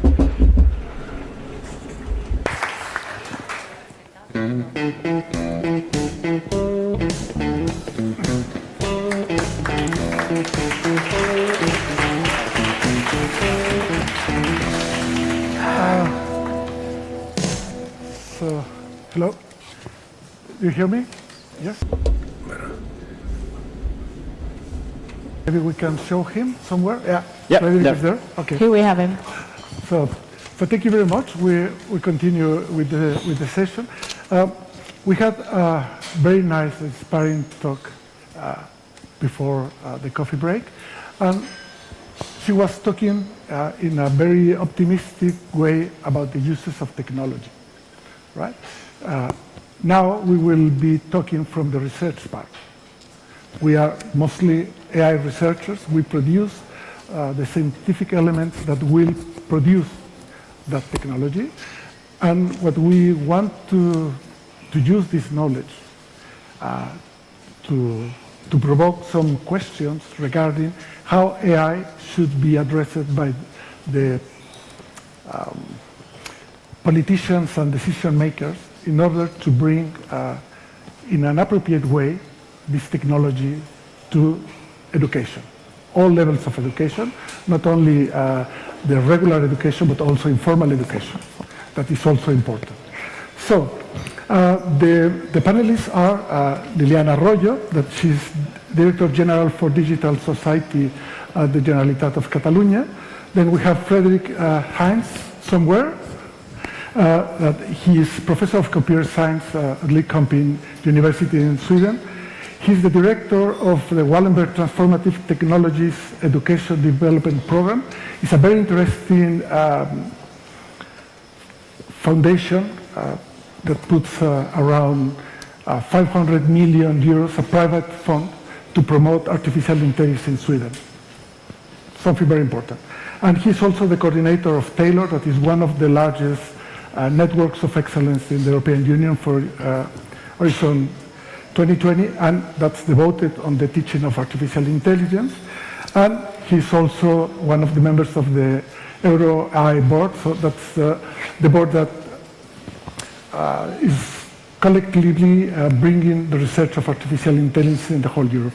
And then Luis Magdalena, that he's a professor of artificial intelligence at Universidad Politécnica de Madrid. He's also vice president for technical activities at the Computational Intelligence Society, IEEE, and he's vice president of the Spanish Association for Artificial Intelligence. right? So, made the presentations, we go to the theme. So, Liliana, artificial intelligence is quickly reshaping public policy, the economy and education.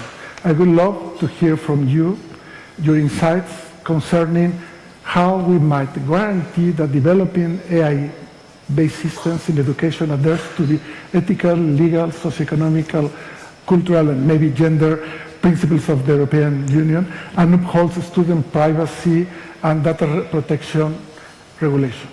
Thank you. Thank you. First of all, thank you for having me. Thank you for all the audience which is here with us today. And I will try to answer this inspiring question in 7 minutes, so I will be checking my phone. Okay.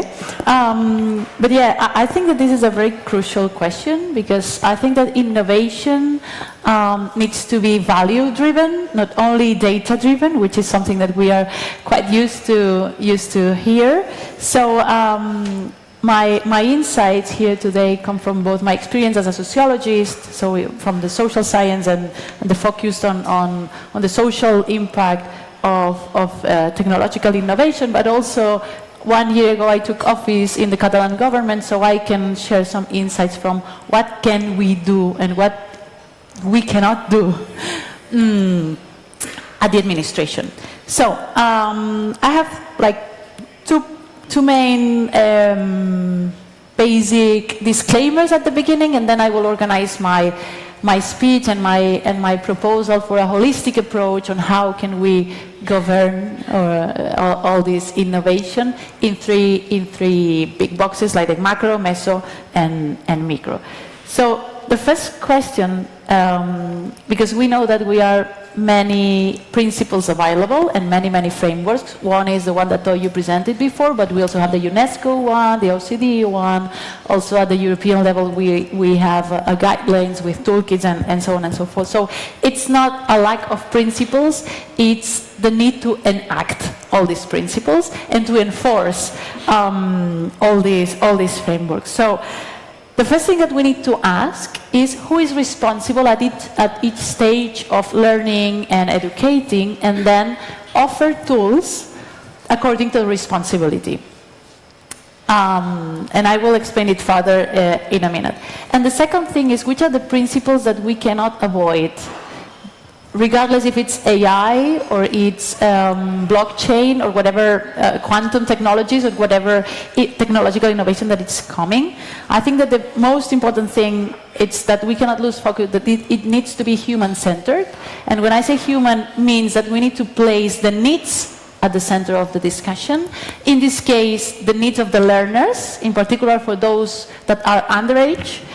But also the principles of agency, autonomy, dignity, and of course digital rights. Okay, with these two things in mind, then I move forward, and I can like come across some ideas of what can we do at the macro, meso, and micro levels. And given that we need a holistic approach and that evil is in the details sometimes, the micro part is super important. But I will start with the macro. So at the macro level, of course, all the frameworks that we have been mentioning agree that we need to set up a governance and to set up stewardship, not only for data, but also for the development of the tools. This governance needs to be, of course, multi-stakeholder, okay? And we need international cooperation. This is something that we cannot avoid at all terms, because if there's no international cooperation, there will be always loopholes. The principles are important, but as I was saying at the beginning, we need mechanisms to enforce these principles, to enforce compliance. Because out of, the simple positive will, there's only a portion that will apply these principles, but we need to force the industry to be compliant with this. And on the administration side, I would say that we have a very powerful tool, which is public procurement. Innovative public procurement, it's a good avenue to change things at the macro level. And afterwards, if I have time, I will share a couple of experiences that we have at Generalitat. So these are the macro, very ambitious level at the macro level, and when I think about macro, it's in global terms. Okay. Then we have the mesospace, which is the organizational domain, right? And here we have schools, we have education centers, we have non-formal education spaces, and so on. But this is only the demand side. We also have the supply side, which is developers, but also institutions that are educating those who are going to be developing solutions. So it's important that we have, for both demand and supply sides, communities of practice that have these frameworks and these principles as reference, where they can test, where they can play, they can explain what works, what it's not working, and that research and practice, it's connected. So this idea of building communities of practice, it's also a way to offer support, not only peer support, but also multi-stakeholder support, which at the end of the day will be fostering the macro mechanisms that we were mentioning before. And last but not the least, we go to the individual level, which is the micro level. As I said, the evil is in the details. Imagine that we have an international governance which is fantastic, it's in place and it's enforced. Imagine that we have these communities of practice, but imagine that individuals with their practices and their day-to-day experiences, they don't have idea on how to enforce this, on how to practice this, how to make it reality. Then we will be losing most probably in those most vulnerable sectors of the population, because they will be the less able to deploy this. So at this point, I think that it's important to remember that we are currently in the year of digital skills. So 2023 is the European Year of Skills. So digital skills for educators, learners, and every single person which is a role model in the learning system and education system, but also offering guidelines, examples, use cases, inspiration, toolkits, any kind of guidance, support, mentoring, and peer-to-peer gatherings. I think it's important. I'm not sure if I still have 1 minute. Maybe we can close here. I will share the experiences afterwards. Thank you. Thank you.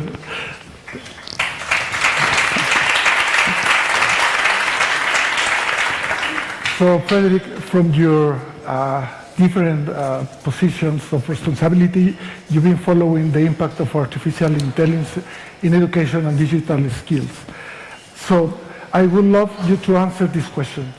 As the use of AI-based systems disrupts education, what should we prioritize in this transformation? And additionally, what potential pitfalls can be cautious of? Did you hear that? Thank you very much, Ulysses, for the question. I would really like to be there in person. Unfortunately, that was not possible, but I'm very grateful to get this opportunity to address you from on a distance.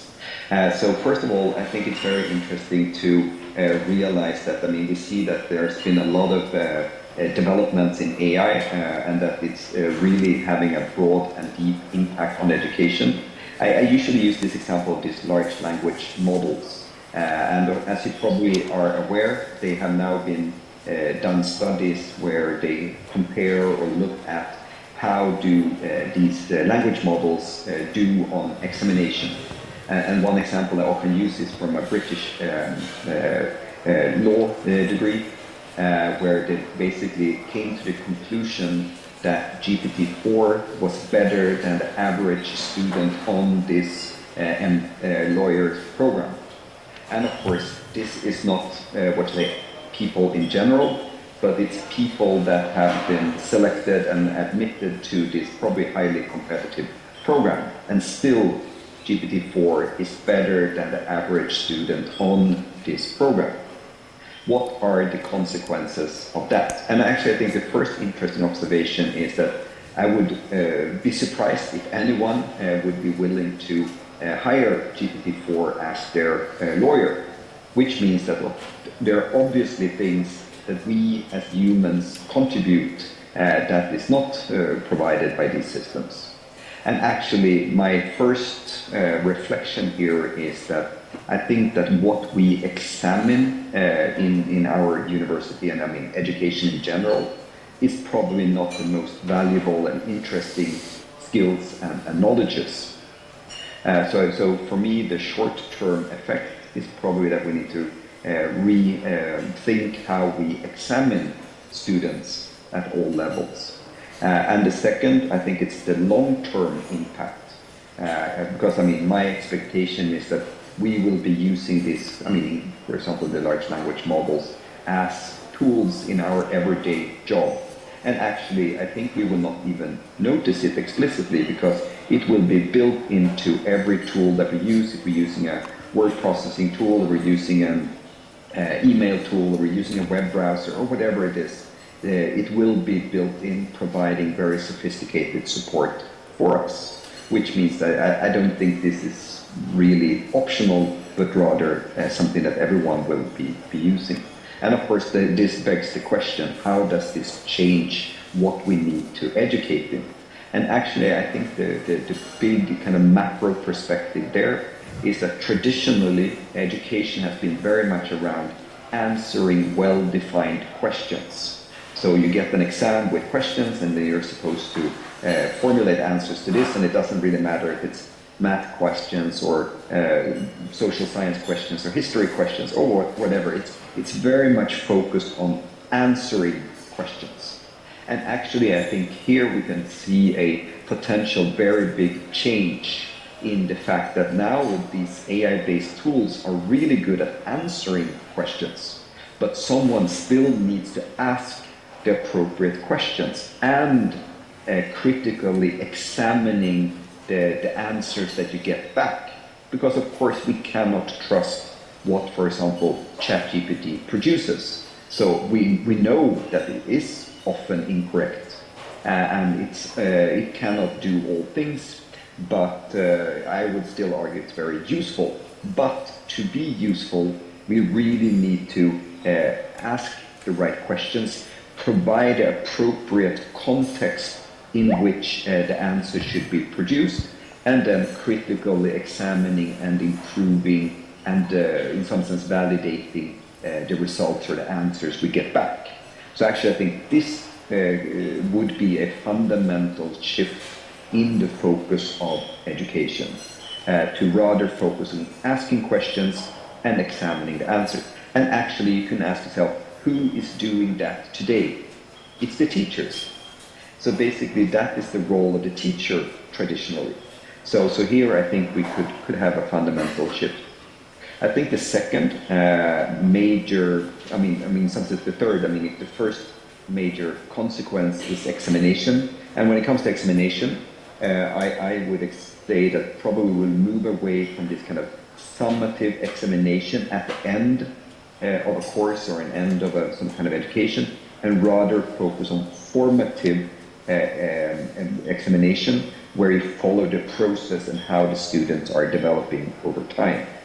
So that's the first thing. The second thing is really this shifting focus from answering questions to asking questions, critical examining the answers. And then the third aspect is really that I think AI will have an impact on all other subjects, which means that traditionally AI has been a subject within, say, the computer science, engineering, and so on and so forth. But now I expect basically every profession and every discipline to need to know sufficiently about AI, and of course how it impacts their particular discipline or profession. Here I really see a major challenge. Ulysses, you mentioned this EnlightED program that I'm the program director for. And basically, the whole purpose of this program is to work at the national level in Sweden to help universities and higher education institutions to deal with this transformative effect of AI on higher education. And I think that really the difficult part, I mean, one part is increasing the volumes, but that I think is relatively well known in some sense. But the really hard part is how do we teach, and what should we teach related to AI in all the other subjects? And how do we get acceptance from the lawyers, the medical doctors, the HR specialists, the economists, the historians, and so on and so forth, that they also need to know about this? And what do they need to know? That, I think, is the third and really exciting challenge. And actually here we have a number of projects related to what we call AI literacy. So this is then trying to understand what do everyone need to know about AI in order to be a critical citizen in a society where AI is a major or is one important aspect to be aware of.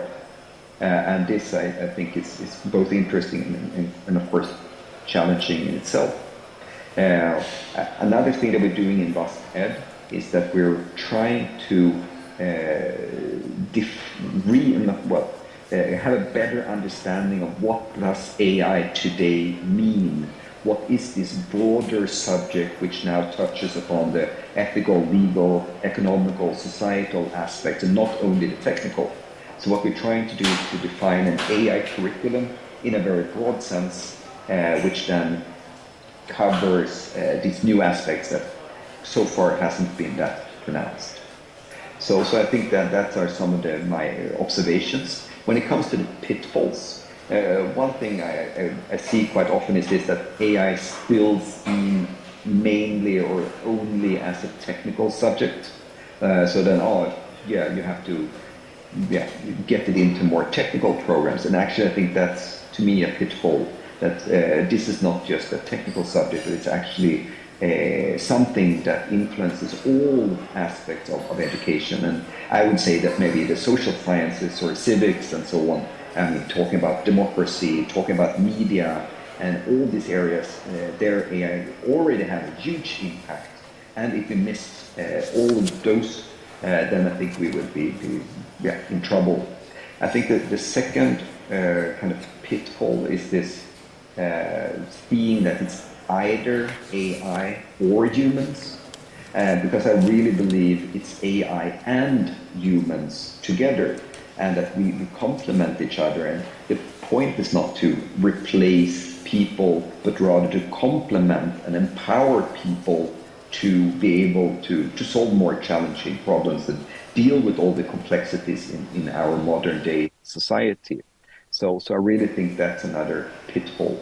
So to conclude, I mean, I am very positive when it comes to the development of AI in general, but I also think it's absolutely crucial that we take this educational aspect seriously, and that we really address this. How does it influence explanation?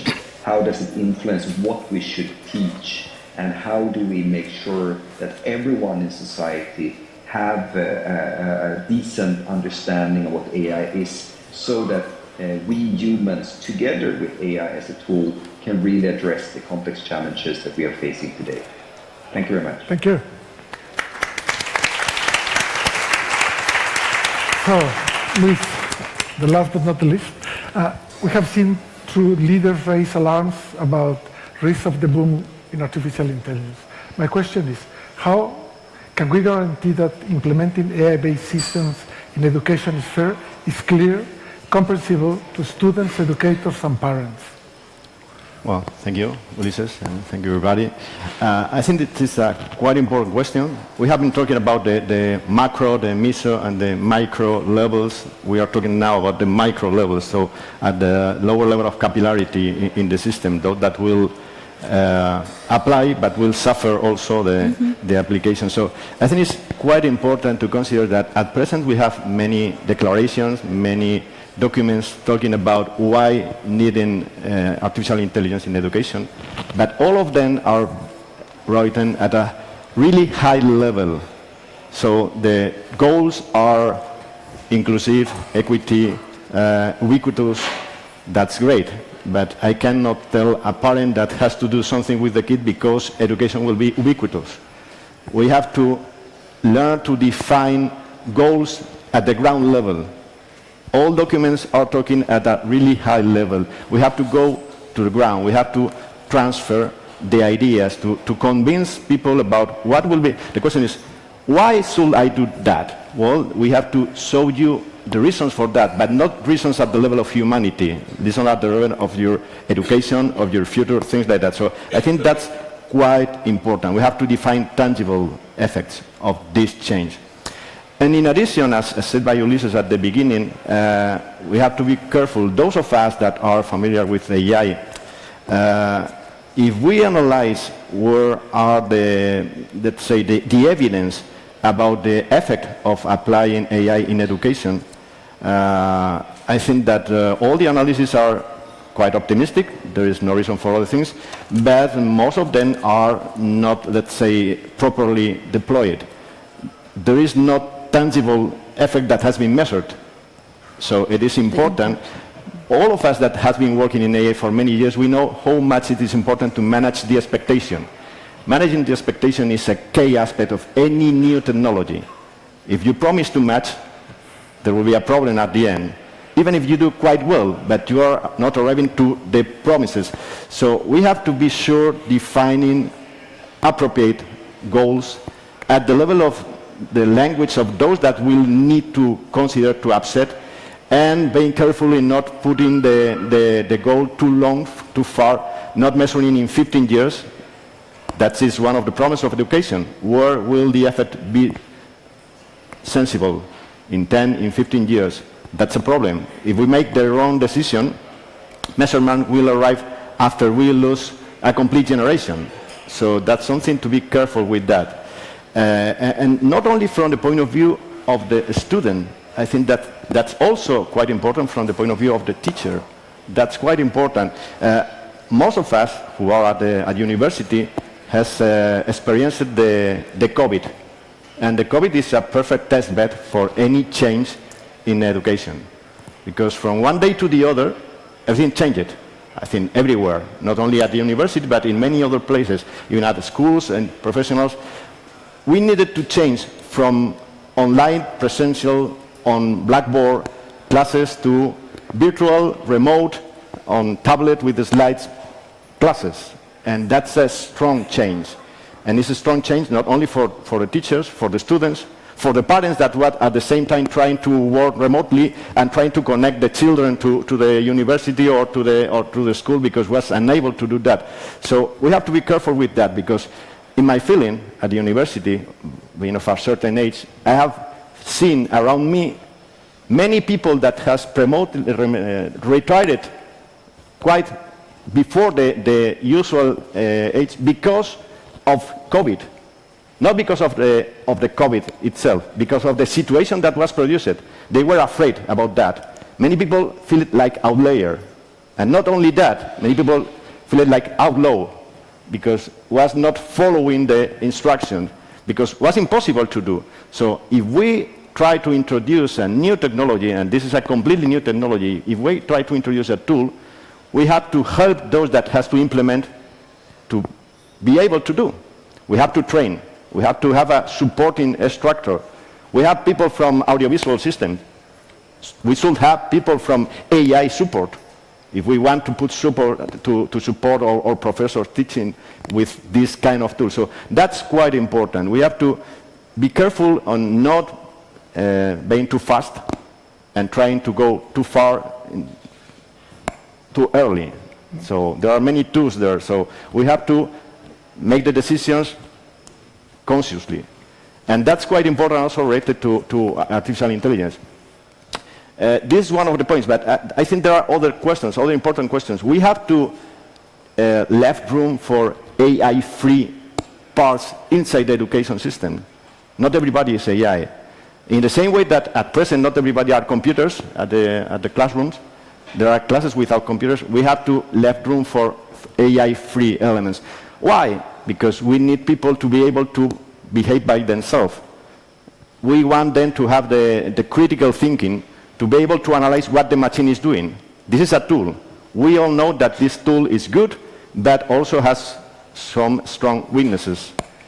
We have to teach about what are the weaknesses. You have to be ready for that. Imagine that we train our pilots only on autopilot. You will take a plane where the pilot has only been trained on autopilot? I don't think so. They need to know that the autopilot is great, but there is a manual piloting also, and that's important. Every skill you don't use will fade, will disappear. If they don't write, we'll lose the writing. If they don't think, we'll lose the thinking. I use, for example, I'm a math professor, and I use from time to time, I remember when I was a kid, there was this exercise of arithmetical test, speed test, with the kids. Now, from time to time at school, when teaching mathematics, I ask my students to do the arithmetical operations by mind. Why? I say, those are our anti-Alzheimer pills. Why? Because we have to train our mind. If you don't train, will disappear. So we have to be careful, not putting everywhere, not putting at any price, not putting too fast. We have to take the time to decide where, why, and explain clearly where and why, and help those that has to implement.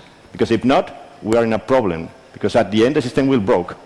And will broke either at the side of the student or at the side of the teacher, or even at the side of the parents that also are, in some cases, quite worried about this new technology that comes home and I have to help my kid. That's impossible.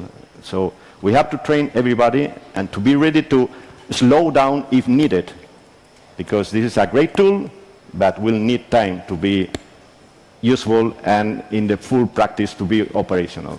Well, thank you very much.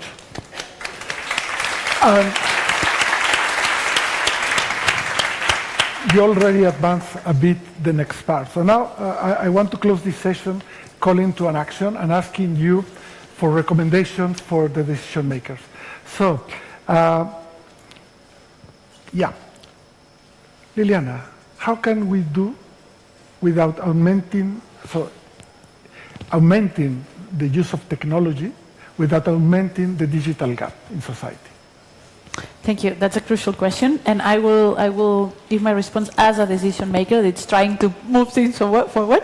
So one of the responses, I think that Toju also mentioned it's co-creation. So bearing in mind that the digital gap, it's not only the gap in terms of access to connectivity or devices, it's also in terms of knowledge gap.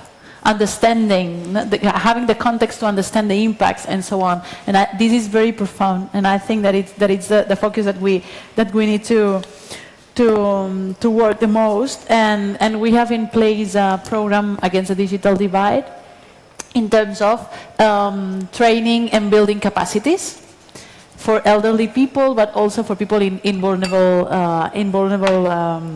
situations. So one thing is training, which Luis was also mentioning. Once people is trained, they can co-create. They can be invited to co-create. They can be invited to have a voice, to have a say. And I think that this is particularly important when we think in terms of diversity. We have already talked about the importance of including more women in the development teams and transdisciplinarity and so on and so forth, but also to put the main characters of their daily lives on the table. So this means inviting unpaired people. This means inviting people who is living under the poverty threshold and so on, and asking for them what kind of technology, what kind of innovation is working for them, and which are the problems that they can face on a daily basis. Also inviting people underage, like those who have here behind us. So inviting them, because they also need to have a say, because they are living today and they will live in the world of tomorrow. So they need to have a say on that. And another thing we're trying to push forward is to try to push public procurement towards an inclusive perspective as well. And one of the experiments we have on the table at the moment is to gather experts, but also daily life experts, as I say, to help us to write the public procurement documents. So the technology, it's not only hired by the administrations out of the idea and the promises of the industry, but also based on the needs and putting people at the center. Okay, thank you. Frederick, Luis already advanced his idea about introduction, adapting and adopting technologies. So I want to hear your opinion regarding this introduction, adoption of this technology that is not driven by the government, but by the companies. And I believe that there is a great danger for democracy when a big company that is asymmetrical in power and is not following even the local standards for creation of these technologies is bringing them and producing the attraction that they have. So what do you think?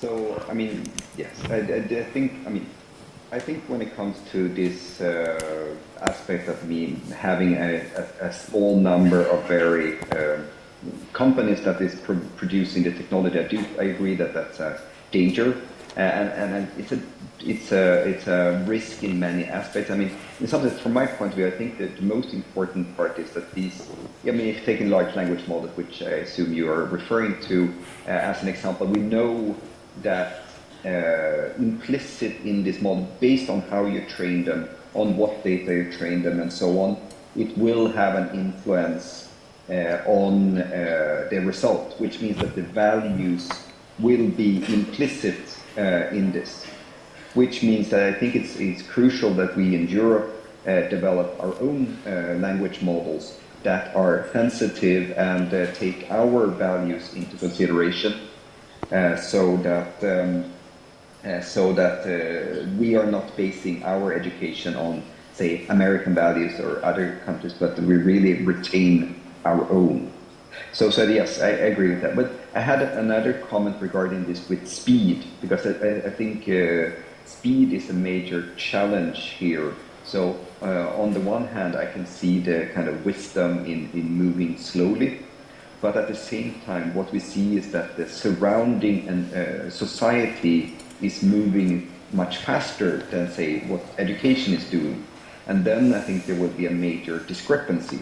And of course, there will always be those, say, that get support from their parents or peers or whatever, that learn to use the technology. But I really think we have to take the compensatory role of education very, very seriously. And I think if our, let's say, primary education and kind of public education system is not adopting this technology, I think the difference between both what you use in your kind of everyday life and what you get to use in school will be too different. But I also think we will see a greater divide between those that know how to effectively use the technology and those that do not. So therefore, I actually think it's imperative that education at all levels actually actively experiment and try to find constructive ways of doing this, which means that yes, we will not know in advance exactly what the outcomes will be, and yes, we will make mistakes along the way, but that's the only way to learn how to do this in a good way. If we just say, oh, well, first we have to do the research, now we have to do all this very, well-designed studies, it will just take too long, and we will risk generations that would then not learn sufficiently about this technology. So I really think we have to both consider in some sense, the risks or the potential negative aspects, but we also have to take into consideration that not using the technology is also associated with major risks and potential social consequences.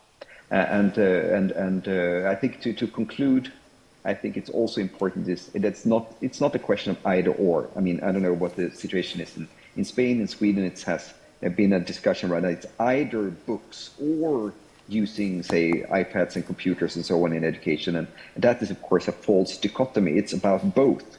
We both need to learn how to use digital technology, and we need to learn how to do it without. And it's only when we know how to do both that we can critically use the technology in a positive way. Thank you. Thank you. So, Luis, how we will do to make use of this technology for the best of society, for doing good for the society. Education has been always considered as improving quality of life. But now you have these tools that, as Fredrik says, will bring speed. But this speed is not coming from the society, it's companies that are putting the stress. So how we can balance these needs for having a better society? Okay, I agree that we have here the question of balancing in between the speed and the caution. To be cautious, but at the same time not to be stopped. So the point is, I think, is that we have to go step by step. The important question is going step by step. It is clear that all those that at present are students in a few years will be working in a world where they will be surrounded by AI.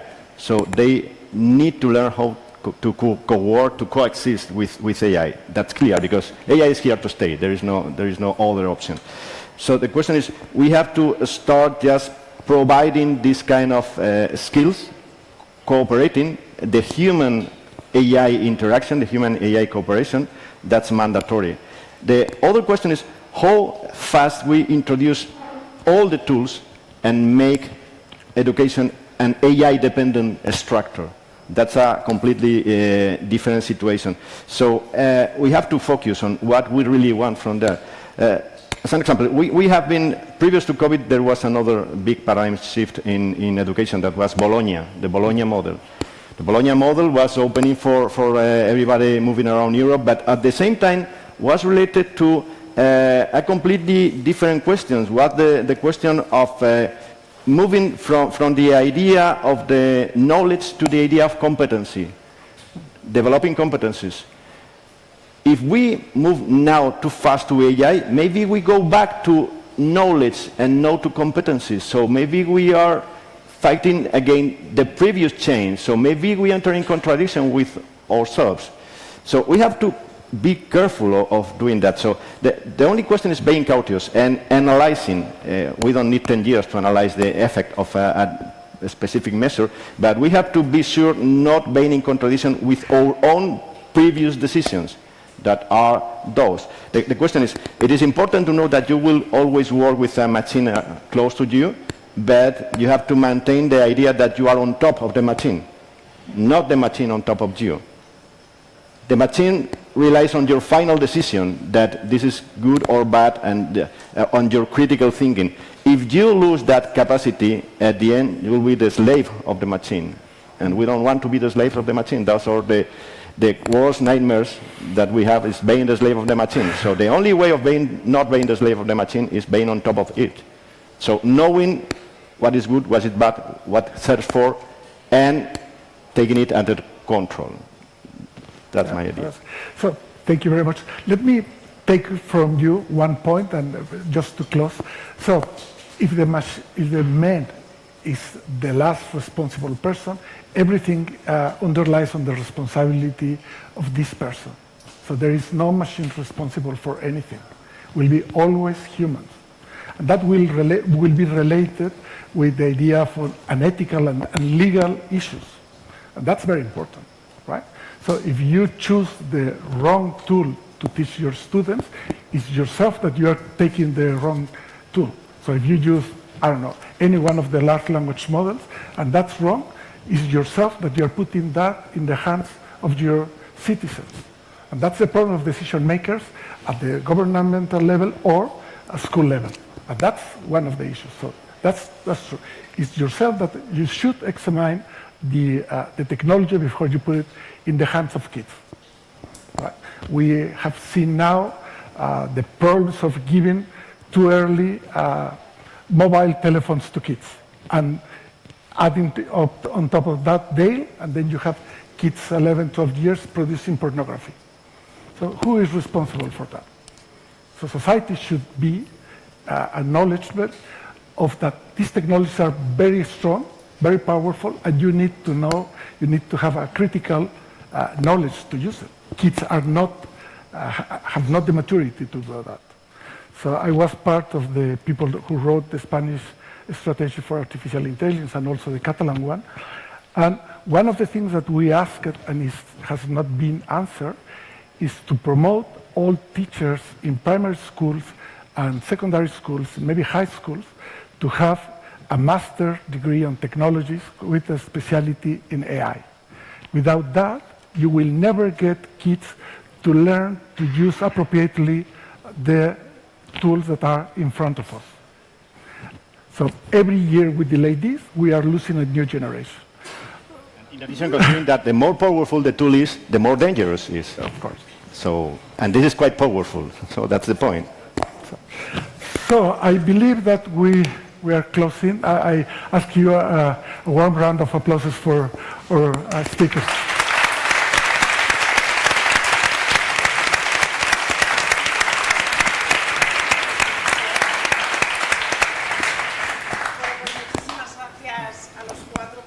Well, thanks a lot for the four of you for letting us know more about public policies and in AI. So another round of applause. Okay, now we will continue. Now we have seen during the morning how we should approach AI from the point of view of ethics and responsibility, and also public policies around this. But now we'll focus on education on the digital age.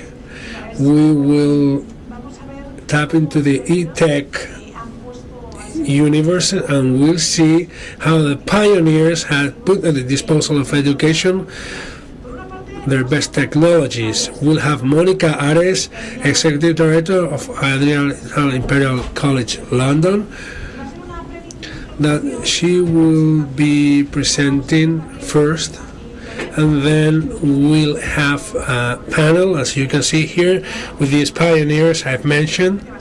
It will be a very interesting round table led by the Director of the EA Foundation, Geoffroy Gerard, but now I give you Mónica Ares. Que me acompañan por aquí. ¿Qué tal, Mónica? Gracias, hola. Muy buenos días. Todo tuyo, la presentación y luego más tarde esa mesa redonda. Hola, sí. Pero a lo mejor hay alguien que es muy... Please, I'll sit right here. Hello.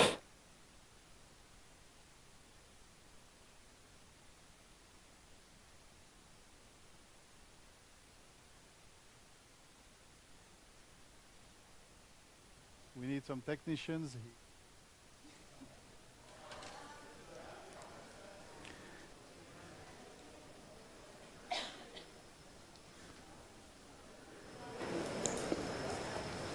Hello? Now you hear me? You good? Okay. Bueno, ¿me ves ni uno ni el otro? Sí, ¿no? Ahora sí. Perfecto, pero se va a duplicar a lo mejor, así que ya estamos. Fenomenal, perfecto. Así.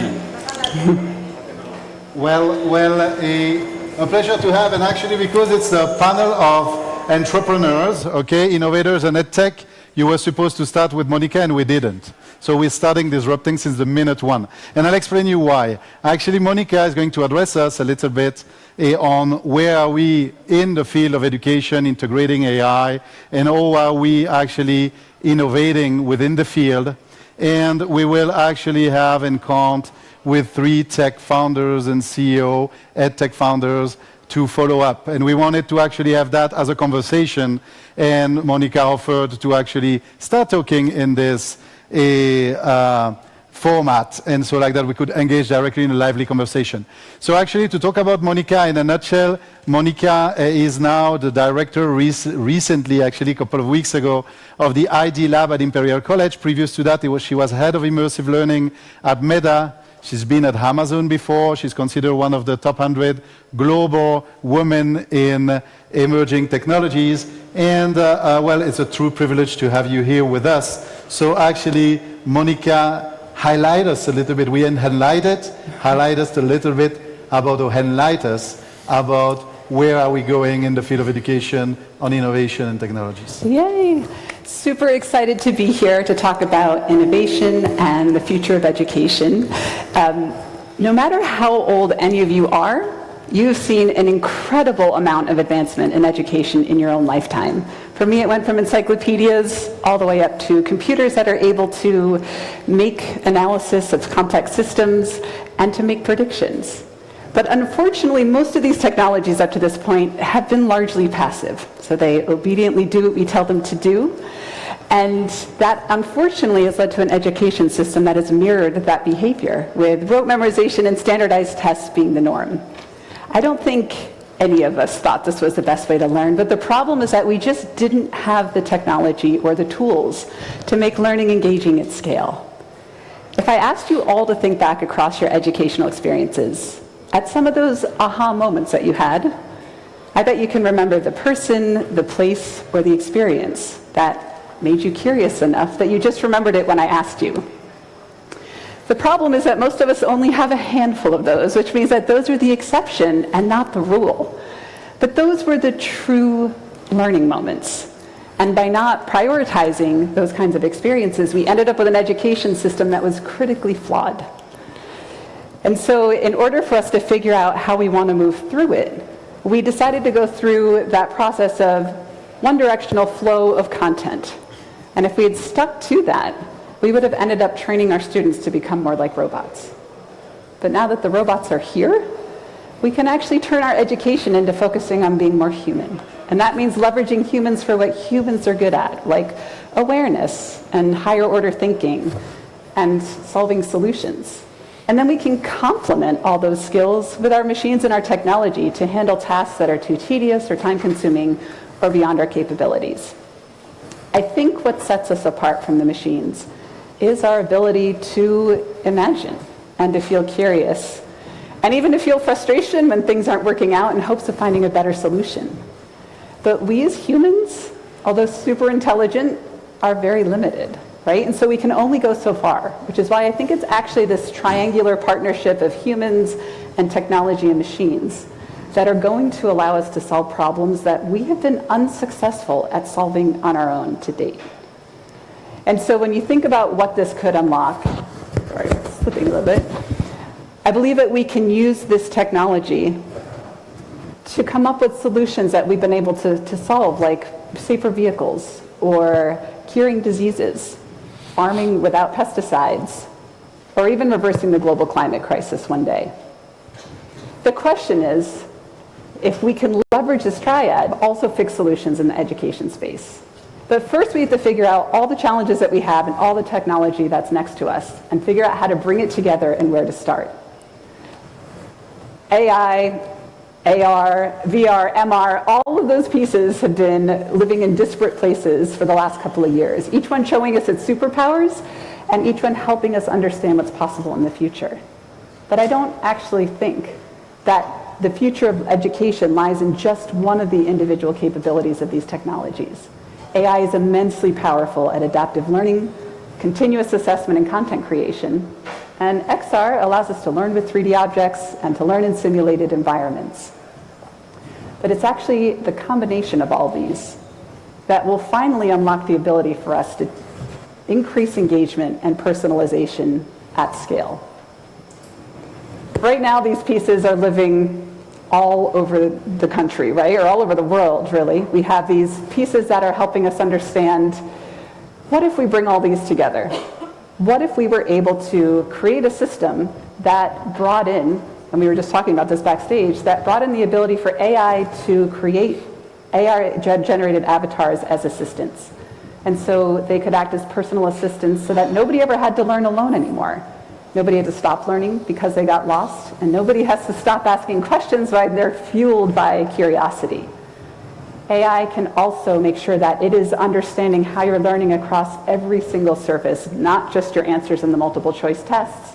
And it can analyze those patterns, and then it can deliver content that meets you where and when you need that.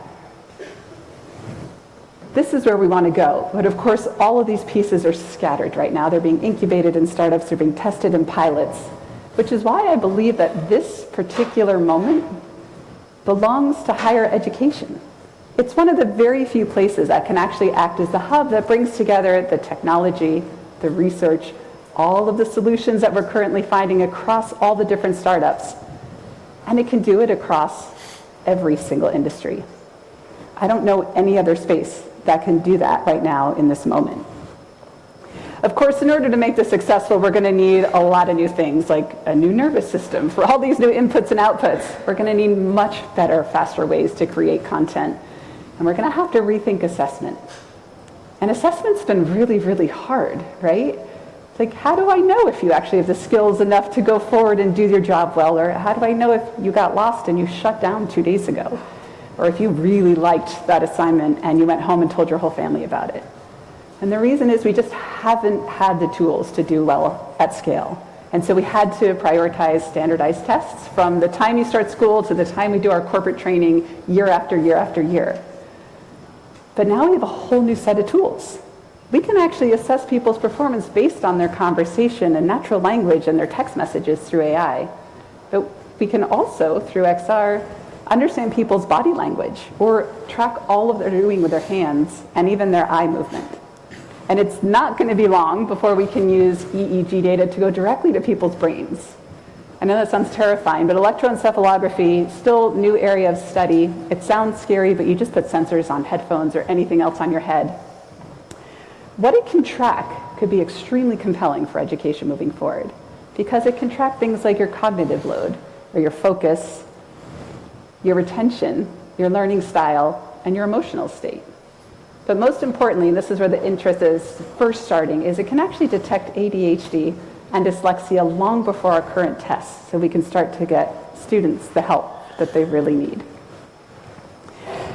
There's no doubt that right now our entire industry is in its own aha moment. We're looking at all these pieces and we're thinking, can we actually start to bring them together to make this different? At the very least, I hope that we start to use these technologies in our teaching so that the students become fluent with them and they use them as part of the tool belt in the future of their work. And by prioritizing this more adaptive form of learning and personalization will actually help them get the skills, the soft skills that they need, and that awareness and that adaptability as the job market continues to change. Because there will undeniably be job loss, right? In the next, 10 years, we're set to see 25 million jobs possibly go away. We've faced job extinction before, and we have come out stronger for it. But I think it's really important for us to recognize that with every new technology, we lose jobs, and of course, we create new industries. And so in order to help prepare, we have to first adapt our education. And this new form of education won't just live in schools or in workplaces anymore, but it will be seamlessly integrated with our daily lives, cultivating this way of continuous learning, our lifelong passions, unlocking that curiosity, and hopefully the pursuit of innovation.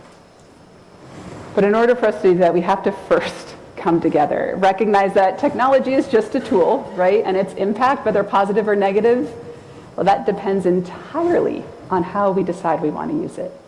And so conversations like this and the experts up on the stage mean that we get to come together and collaborate on architecting a future through wisdom and empathy and that commitment to responsibility, because the future doesn't just happen, we get to create it.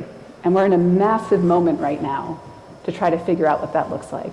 So I'm thrilled to be here with all of you and of course these experts up on stage to talk about how we get from vision to where we are right now and make sure that we are building those first few steps of this architecture in a way that will last for generations to come.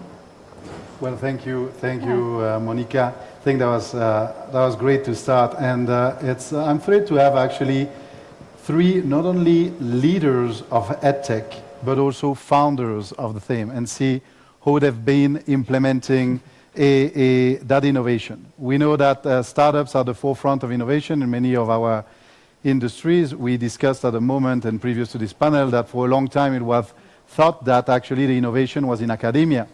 Then it was thought of that in the laboratories of industry innovation was happening. But for many years now, we see that actually innovation in many sectors happen at the startup level and then gets integrated, get absorbed, and push the boundaries forwards of innovation within companies or even within sectors.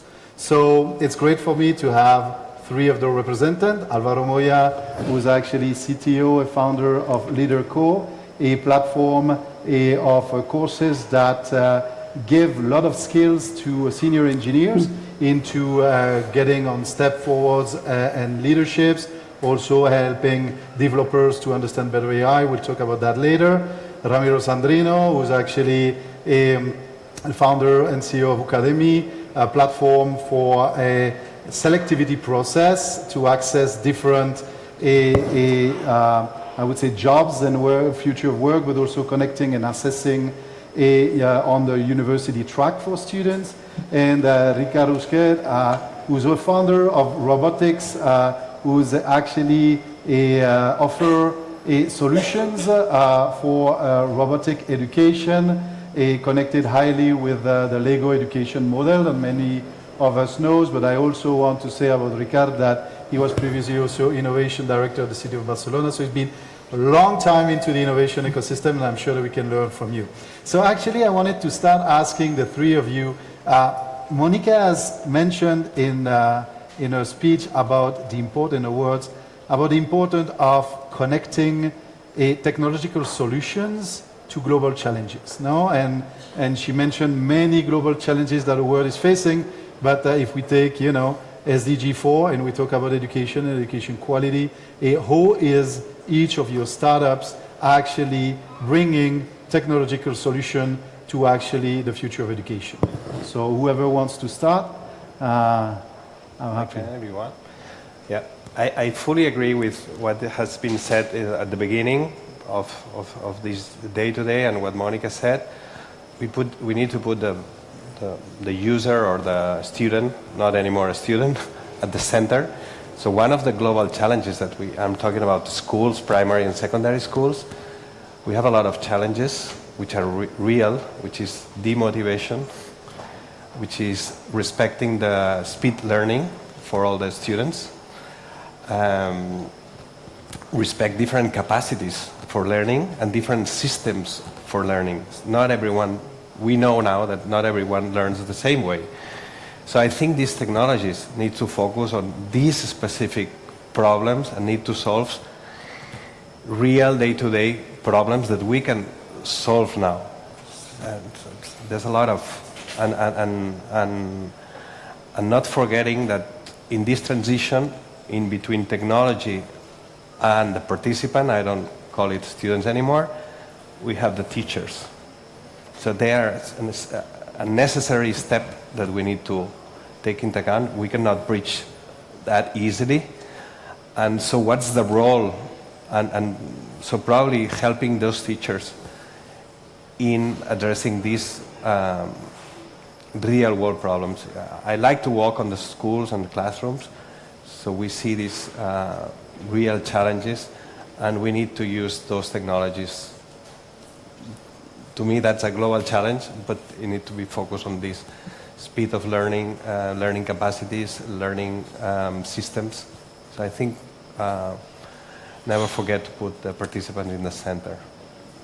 Like another role that you can use here, and is in this case what we are using, and I think especially in higher education when you are treating with adults, is what is going to work better from this point on, which is the role of the mentor more than a teacher. Right? It's like more like a facilitator for debate, for sparkling questions and creativity and solving problems together that they are going to face in the real world, because the content is there.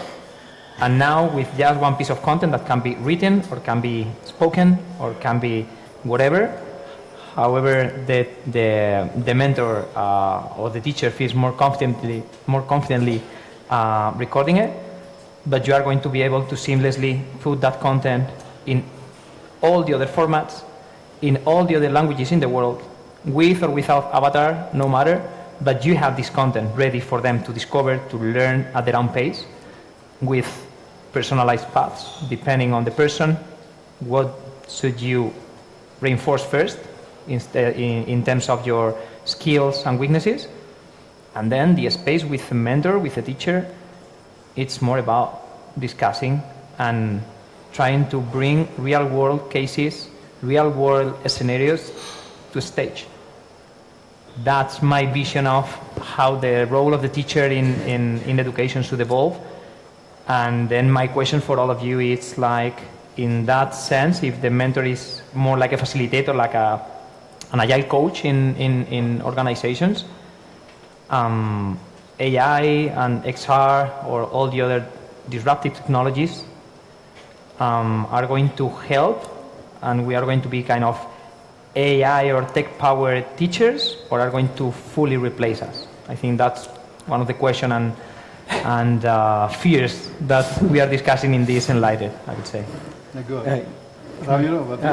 In my opinion, answering your question, I think that we are going to combine all of that things, and teachers are going to have a lot of more data about how the student is learning or how he's interacting with the platforms.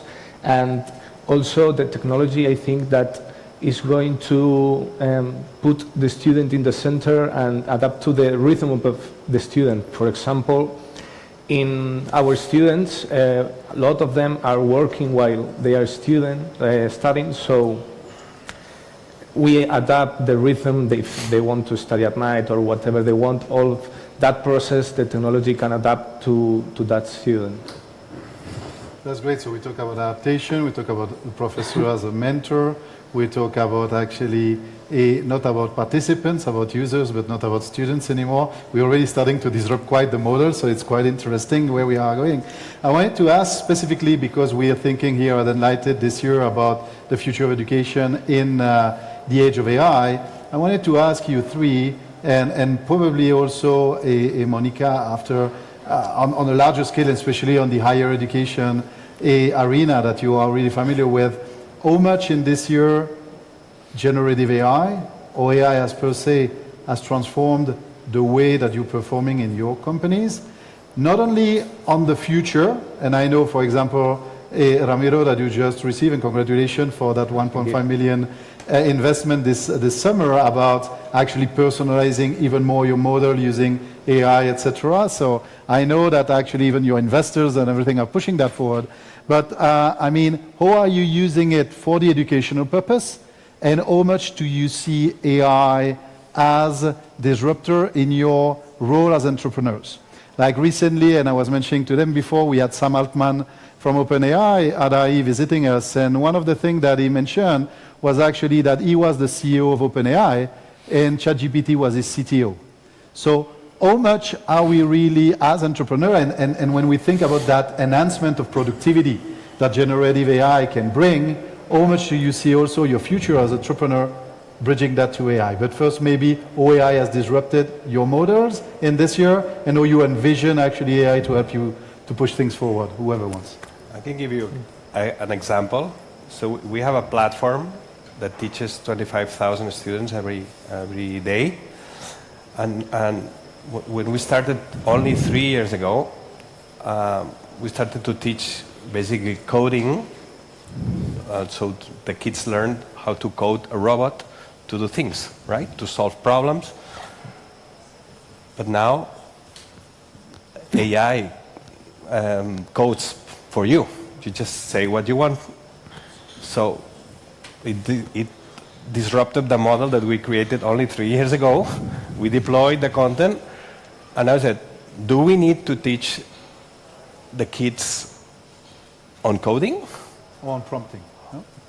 On prompting, our approach is different. We are moving now into creativity on how to solve that problem creatively, more than coding. So there's less content on coding and more on creative thinking, because that's what we understand that kids will need more, and when they go, I don't know if they go to work or whatever they're going to do after, probably it's just the skill that AI will take longer to, but it already disrupted our system. Ramiro, are you implementing that new investment? How are you transforming your model? We are using in many ways. For students, we are using for the first contact resolution with the students. When a student have a doubt in our platform, the first option is to have an AI tutor, and if the doubt is not resolved, then a human is entering to see what's happening and to answer that question. Also, as the student is interacting with the platform, the AI is learning how it's learning, so it personalizes the path of the student and recommend which lessons are better to student first than the others. But also we use in the team, and For doing the test or assessments, we put all of our content, and the AI recommend us what we should ask for the students and how to make that test better. Yeah, same here. Personalized path according to the content. This AI mentor that is not only asking questions, but is also referencing to the exact point on your content through the 80 hours of content, hundreds of videos, where in the index is the exact video at which point in time where that content is giving you the answer, on top of giving you a ChatGPT style answer that is summarizing that the answer to that question, right? So I think the way we are going to organize the information mentally and the energy we use to create this kind of syllabus in education, but in every other area of our life, how we order and structure the information, the architecture of information, is not going to be relevant anymore. The way you write that information is not going to be relevant anymore, because you are going to be able to ask in general language, in natural language, and it's going to give you an answer, period. You don't need to memorize how you were organizing your knowledge base of your company anymore.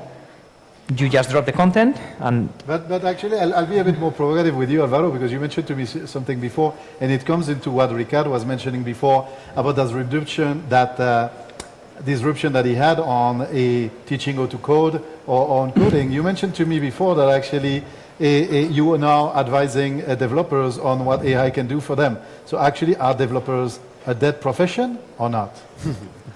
No. Short answer is not. Long answer is at least not in the medium term. And maybe a longer answer is like, I don't know how much AI can evolve in 5 years from now to give you an answer. So I will not give you an answer more than 5 years from now. But right now, with all the developers I know, it's still on the early days, and it's still throwing bugs into the code. And the important work is the creative work. So it's not about how to solve routine work, like in terms of technology, building an API, connecting the interface with your data. This is happening every day in teams of 50 people, and everyone is doing that 2-3 times per month. The same thing. This can be automated with this kind of GitHub Copilot or ChatGPT are tools that are helping that. But it's about how to use that tools so you can code better. And it's also that the development life cycle is much more than just coding. It's about testing the code. It's about bringing the information to the developer to understand what the code needs to do with that feature. And there, you can use these kind of tools as well. So it's about how to use the tools in the different stages of the development to help the people free up some time to be more creative and to raise more like a strategic vision. And this is what I try to teach the new developers that are coming to this world, where there is always demand of more people. But it's not like, okay, learn to code in Python or in Java or in JavaScript or whatever. It's about how you are going to use your AI body, because it's going to be a 24/7 body that is there, is not going to be tired and knows as much as you and much more about coding.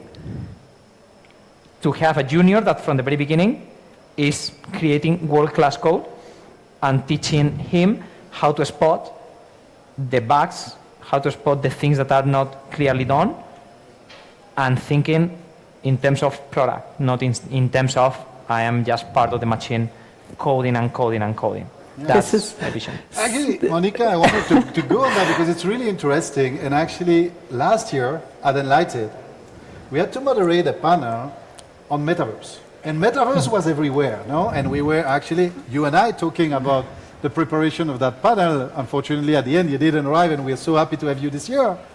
And actually, where is the metaverse today? So, you know, I think we're living also in the world of hypes, no? In the world of buzzword around technology and everything, and all things happening. And I know that it's not a buzzword, and I know from our learning innovation department at IE, and see Martin looking at me, that's not a buzzword.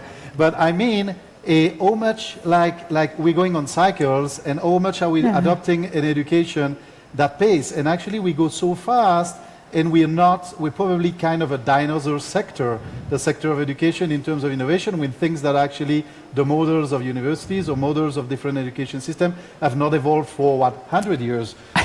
So how do we adjust that, the sense of a hive, the sense of the boom, the sense of everything is happening, with actually how we can integrate that in education? And I think what you're just starting at Imperial College with that ID lab has much to do with that. And if you can tell us a little bit more, what are the projects that you have in hand there? You're absolutely right. University used to go where you went to get the latest and greatest technology, right? It's the only place you could try the new really cool computers. Nobody had them at home.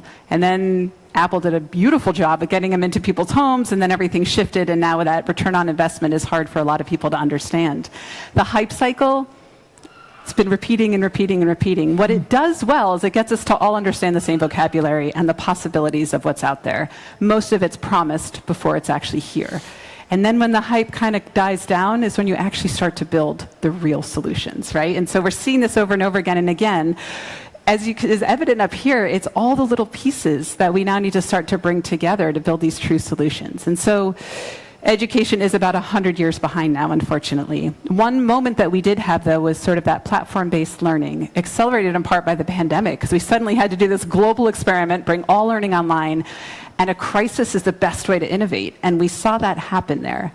It wasn't the best learning, but we increased access in a way that we never had before. But now we have to go to that next step. We're realizing we quickly gave people, information, but it wasn't engaging. No one was retaining information. People just sort of wanted the slip to say they did it.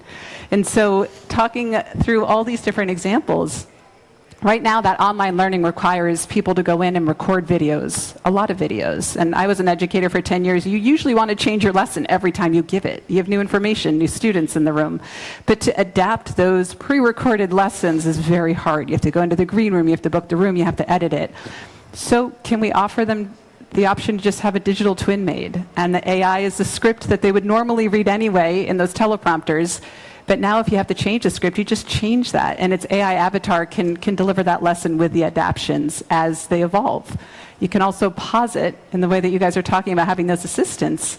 And if you have a question about something, you can get your question answered even if you're studying at 3 in the morning when you otherwise wouldn't have help.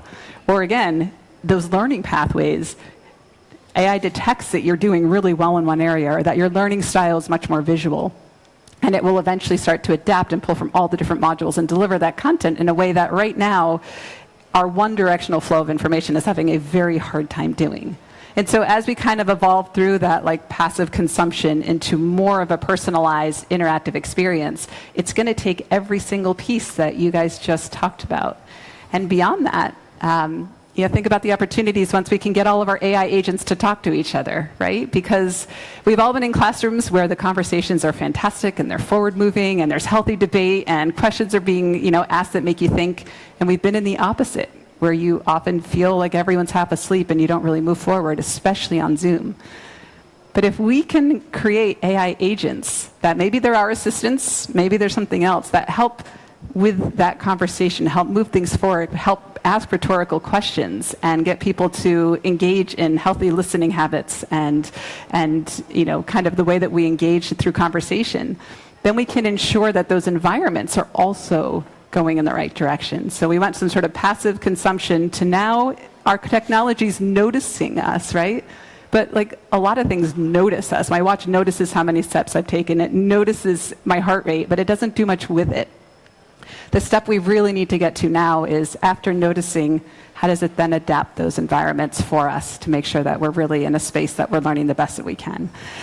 So that's, again, the challenge is everyone now has online learning, and we recognize that many, many, many pitfalls. How do we use this technology in a way that has to bring together the technology companies, the development partners, the academic institutions for research, to make sure that we're doing it? And I think education's been 100 years behind because we actually haven't had the tools that make sense. If you look at the ed tech landscape right now, it's very, very saturated. It looks like my data sets from chaos theory class and math class. And I think we're all trying, we all know that this is going to work and the little pieces are good, but I believe that when the technology matures to the place where the hype cycles have ended and we're actually able to build the solutions, it will be simple, and it will be clear, and it will make sense. And I think that's when we start to really move forward. That's great. And actually, you bring me actually my little 2 minutes of pitch actually here about EnlightED, about EnlightED. And I'll tell you why. Because this afternoon, don't miss at actually, I think it's 5:45, the conversation here between Iklak Shidou and Edo Segal. Edo Segal in Touchcast has been actually creating a huge platform uniting the metaverse, the international artificial intelligence, and actually those digital twin that, and I've experienced myself seeing him digital twinning Iklak Shidou, who's the dean, to give actually the part of his classes that he already prepared and everything. So this afternoon, you're going to see that in experience. So thanks a lot for putting that, because it's great. And also want to mention that a network that you want to do with our founders and EdTech also will be organized at 3:30 on the 4th floor, and that whoever wants to network with them is also happy. So I just wanted to that, and so that was my elevator pitch moment for that. But actually going back to our conversation, I wanted to touch something that when we talk about innovation and education, and I can relate a little bit to what our experience is at the IE School of Science and Technology. The model that we are trying to work in is a new model of convergence. And I think that convergence is at the moment in education. And probably you were saying that we didn't have the good technology, we didn't have the good tools, but also we are lacking that convergence. And when I was starting saying that the innovation was happening for a long time in academia, then in industry, then in the startup world now, it's actually probably a moment also to make converge and to try to bring together to tackle those solutions that are needed in the field of education, all the industry, all the academics, and all the entrepreneurs together, and to reflect on actually the question of what if we were addressing this challenge together, we would do different. I don't know what you guys are thinking about that. That's why I bounce back between tech and academia and development. We have to build the bridge from each foundation and then meet in the middle. And I think we're getting closer and closer. But the opportunity is to solve four of the biggest challenges right now, which is engagement, retention, personalized learning, and skills-based assessment. And when we build all those bridges together, I think we'll be able to unlock those. And how do you see that from the tech sector? Like, how much do you see that conversation open, that we call it controlled collision about whatever you friction together with the education world, with the industry? Are you seeing that? Are you palping that in the essence? Are you seeing that it's happening? Or actually are we still doing all our chats, each one of us on our side now? How do you want to? I think we are moving in that direction. But I don't think the conversation is still on, because there's a fundamental question to be addressed, which is what do we need to teach, or what do they need to learn, or what do we need to learn, right? So that's so in one hand we have this technology push, these opportunities in terms of technology and offering, and then we have the user, the participant. So, but this is radically transforming what they need to know, or what do we need to know. So I think the conversation needs to go a little bit on that direction first. So how do we want to use the technology, and why? What is the purpose of all these tools? What do the kids needs to, or the kids or the adults needs to learn in order to survive in this world? Because this is, everybody said that, and it's reality. This is going really fast. So nobody's going to be able to catch up with that. So we have to acknowledge that. So if we look at 5 years from now, I don't have an answer. What do we need? And maybe the conversation needs to go on first, instead of how do we converge, what do we want our participants to know in order to survive in this world that is coming. And this is really striking me a lot, because I don't have an answer, and I invite everyone, if you have an opinion, or our mates, because this is really a key thing, I think. Probably more human. Their answers are all in their pocket already. They don't need to memorize, right? They don't need to know half of what we currently teach them in the education space, and they know that. And so that's why in the United States we have a large problem with what is the return on investment in university anymore? Do they need to go and go through those courses in the same way, or do they want to come out with skills on, how to negotiate, how to have empathy, things that make us more human that will help. Again, we have to converge working with the machines and the technology, and the one thing that we need is that human, creative, innovative element to it. But all that to be figured out. Even the institutions that are doing the teaching or the learning, right? We have those examples here in the table, right? Yep. But do we need universities anymore? Or maybe Fundación Telefónica we can learn from them as we are doing now. Yeah. Is that in a different format? But we are learning, right? So the players will also be disrupted. The schools, universities? Well, from our side, I can tell you what we need is different universities. Probably. Different universities, transformed universities. But it's true, it's challenging, and actually the adaptation that we're going to see is going to be really, but I wanted to see, like, we have young people there, and I see you, Gera. Yes, we don't forget about you because you're in the back. I just wanted to ask you, can you raise your hand? Do you feel that education is changing? Do you feel that technology is helping you grow? Anyone? If everyone is feeling that way, raise your hand. If you're not, we still have a lot to do.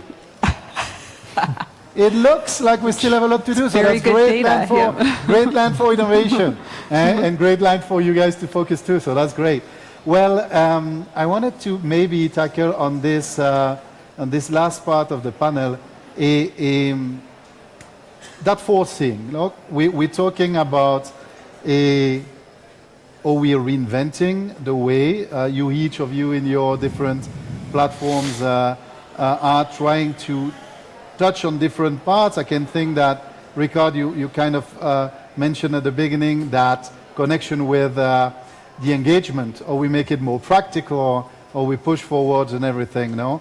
You, with the numbers of people that you reach in the platform every day, and you kind of actually help them to have a more practical way to I would say, or you say engage, or I would say in Spanish even engancharse, no, like connect with the work that they're going to do in the future and everything in your platform, or you push that, Alvaro, forward in making those engineers that we go from kind of a technical background into a leadership background. And you mentioned to me before the importance that you were seeing, that probably the chief technology officer of today are probably going to be more and more the CEOs of the future, or the leaders of companies in the future, because of all that understanding.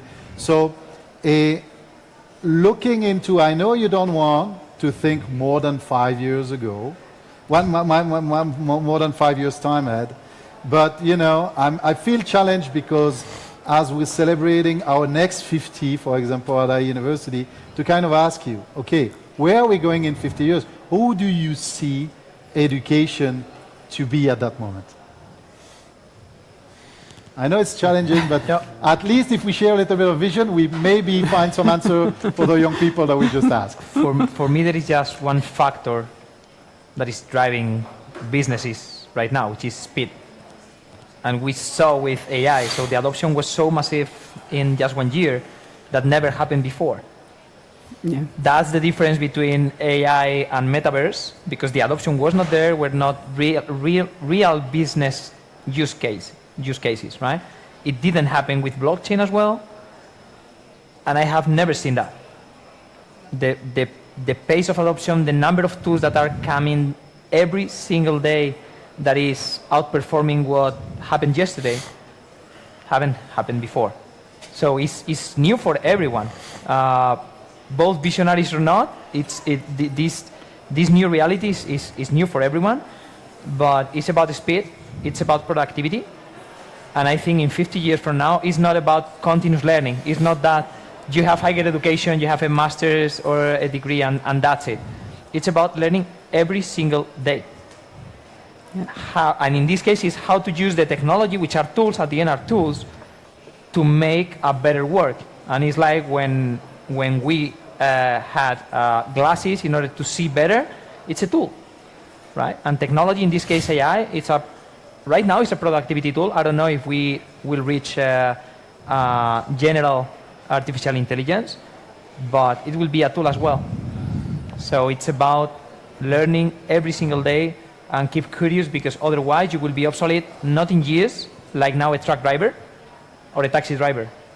You will be obsolete next summer if you stop. So I don't know how we are going to address the pressure, the anxiety of being obsolete every single day, but we will have here someone telling you every single day you are getting obsolete, because today you just worked, you just answered emails or whatever it will be the way of communicating in 50 years. But if you are not learning every day, maybe you are getting behind. So I see that. To add to that, what's interesting too is our evolution of technology, right? So it's like right now, we went from, no technology to everyone has 1,000 little rectangles, right? Like historically, humans sat around the campfire, shared information, shared meals. That's how we learned and talked to each other. Then we have this technology revolution where everything's in a phone. That's how we communicate with each other. That's how we learn. But it's not a natural way to engage or to learn. And so the idea of, can we seamlessly integrate with our daily lives through technology where it's almost invisible? And AI is helping us get to this point where eventually we're not going to have to wear big headsets for metaverse stuff. We're not going to have to constantly look at our phones. It'll be a very seamless, intuitive system that we're engaging with as we move forward. And so I think that vision of kind of moving to that seamless place, and learning will absolutely be on a continuum. We've already gotten there, but it will be delivered when and where you need it, because the system has been able to better understand where you're headed with it. But Ricard, Ramiro, some thoughts? Yeah, our vision is, it reinforces your opinions, but the way we see it is maybe not that much talking about education, but talking about learning. So content will be open for everyone. So probably we need to help people to follow their inspiration and knowing what to choose, what pieces of learning they need to acquire in the immense wall of knowledge that will be available. So what do I need in order to fulfill my aspirations, my career, my growth as an individual? So develop that skill on what should I learn from this wall of content in order to succeed in my life as a person and as a professional. So that's one of the skills that I think, because the opportunities in learning will be huge, almost free and already available, as we are seeing now. So what do I need to learn? So how do we help people on taking? And I believe a lot on the self-inspiration. And we know that by kids, they know, we have scientific proof that kids intuitively know what they need to learn.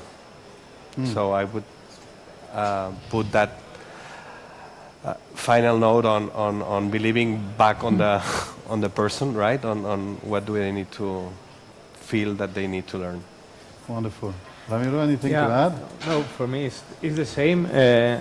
It's about learn how to use that technology. I think that everything that it's getting massive use for the people is when it's easy to use. So we have to discover how to have it in our days and use it to substitute the other thing we are doing right now. So we have to discover how to use it easily. That's great. Actually, I'm going to tell you, because that was a tricky question. A month ago, we asked the same question to John Maeda, Vice President of AI and Design at Microsoft. And actually, his answer was, in 50 years from now, humans will be humans. And I think that's really an interesting thing to wrap up on this panel, because I think that we talked about curiosity, we talked about creativity and the importance that AI was bringing actually more time for creativity and maybe less time for technical issues. We've discussed also the conversions needed in the sector, but also the conversions. I'm really happy actually that you brought that up, Monica, about that convergence of the different tools. Like maybe last year we didn't know really what the metaverse was when I was starting with that before, or even now we could think about what AI is going to bring us or not, or XR or different tools, but actually the combination of them and what it can bring to education of future is really also a moment of hope. And so that's that's a great momentum. I just want to thank you all for this panel. I hope that we actually didn't shake too much, but that we can actually grow and build all together on that future of education. So thank you. Thank you. Thank you.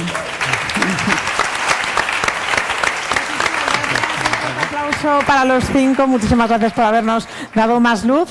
Y ahora sí que ya... Thanks a lot, and now thanks for attending this first session, this morning session. Now we'll have a lunch break.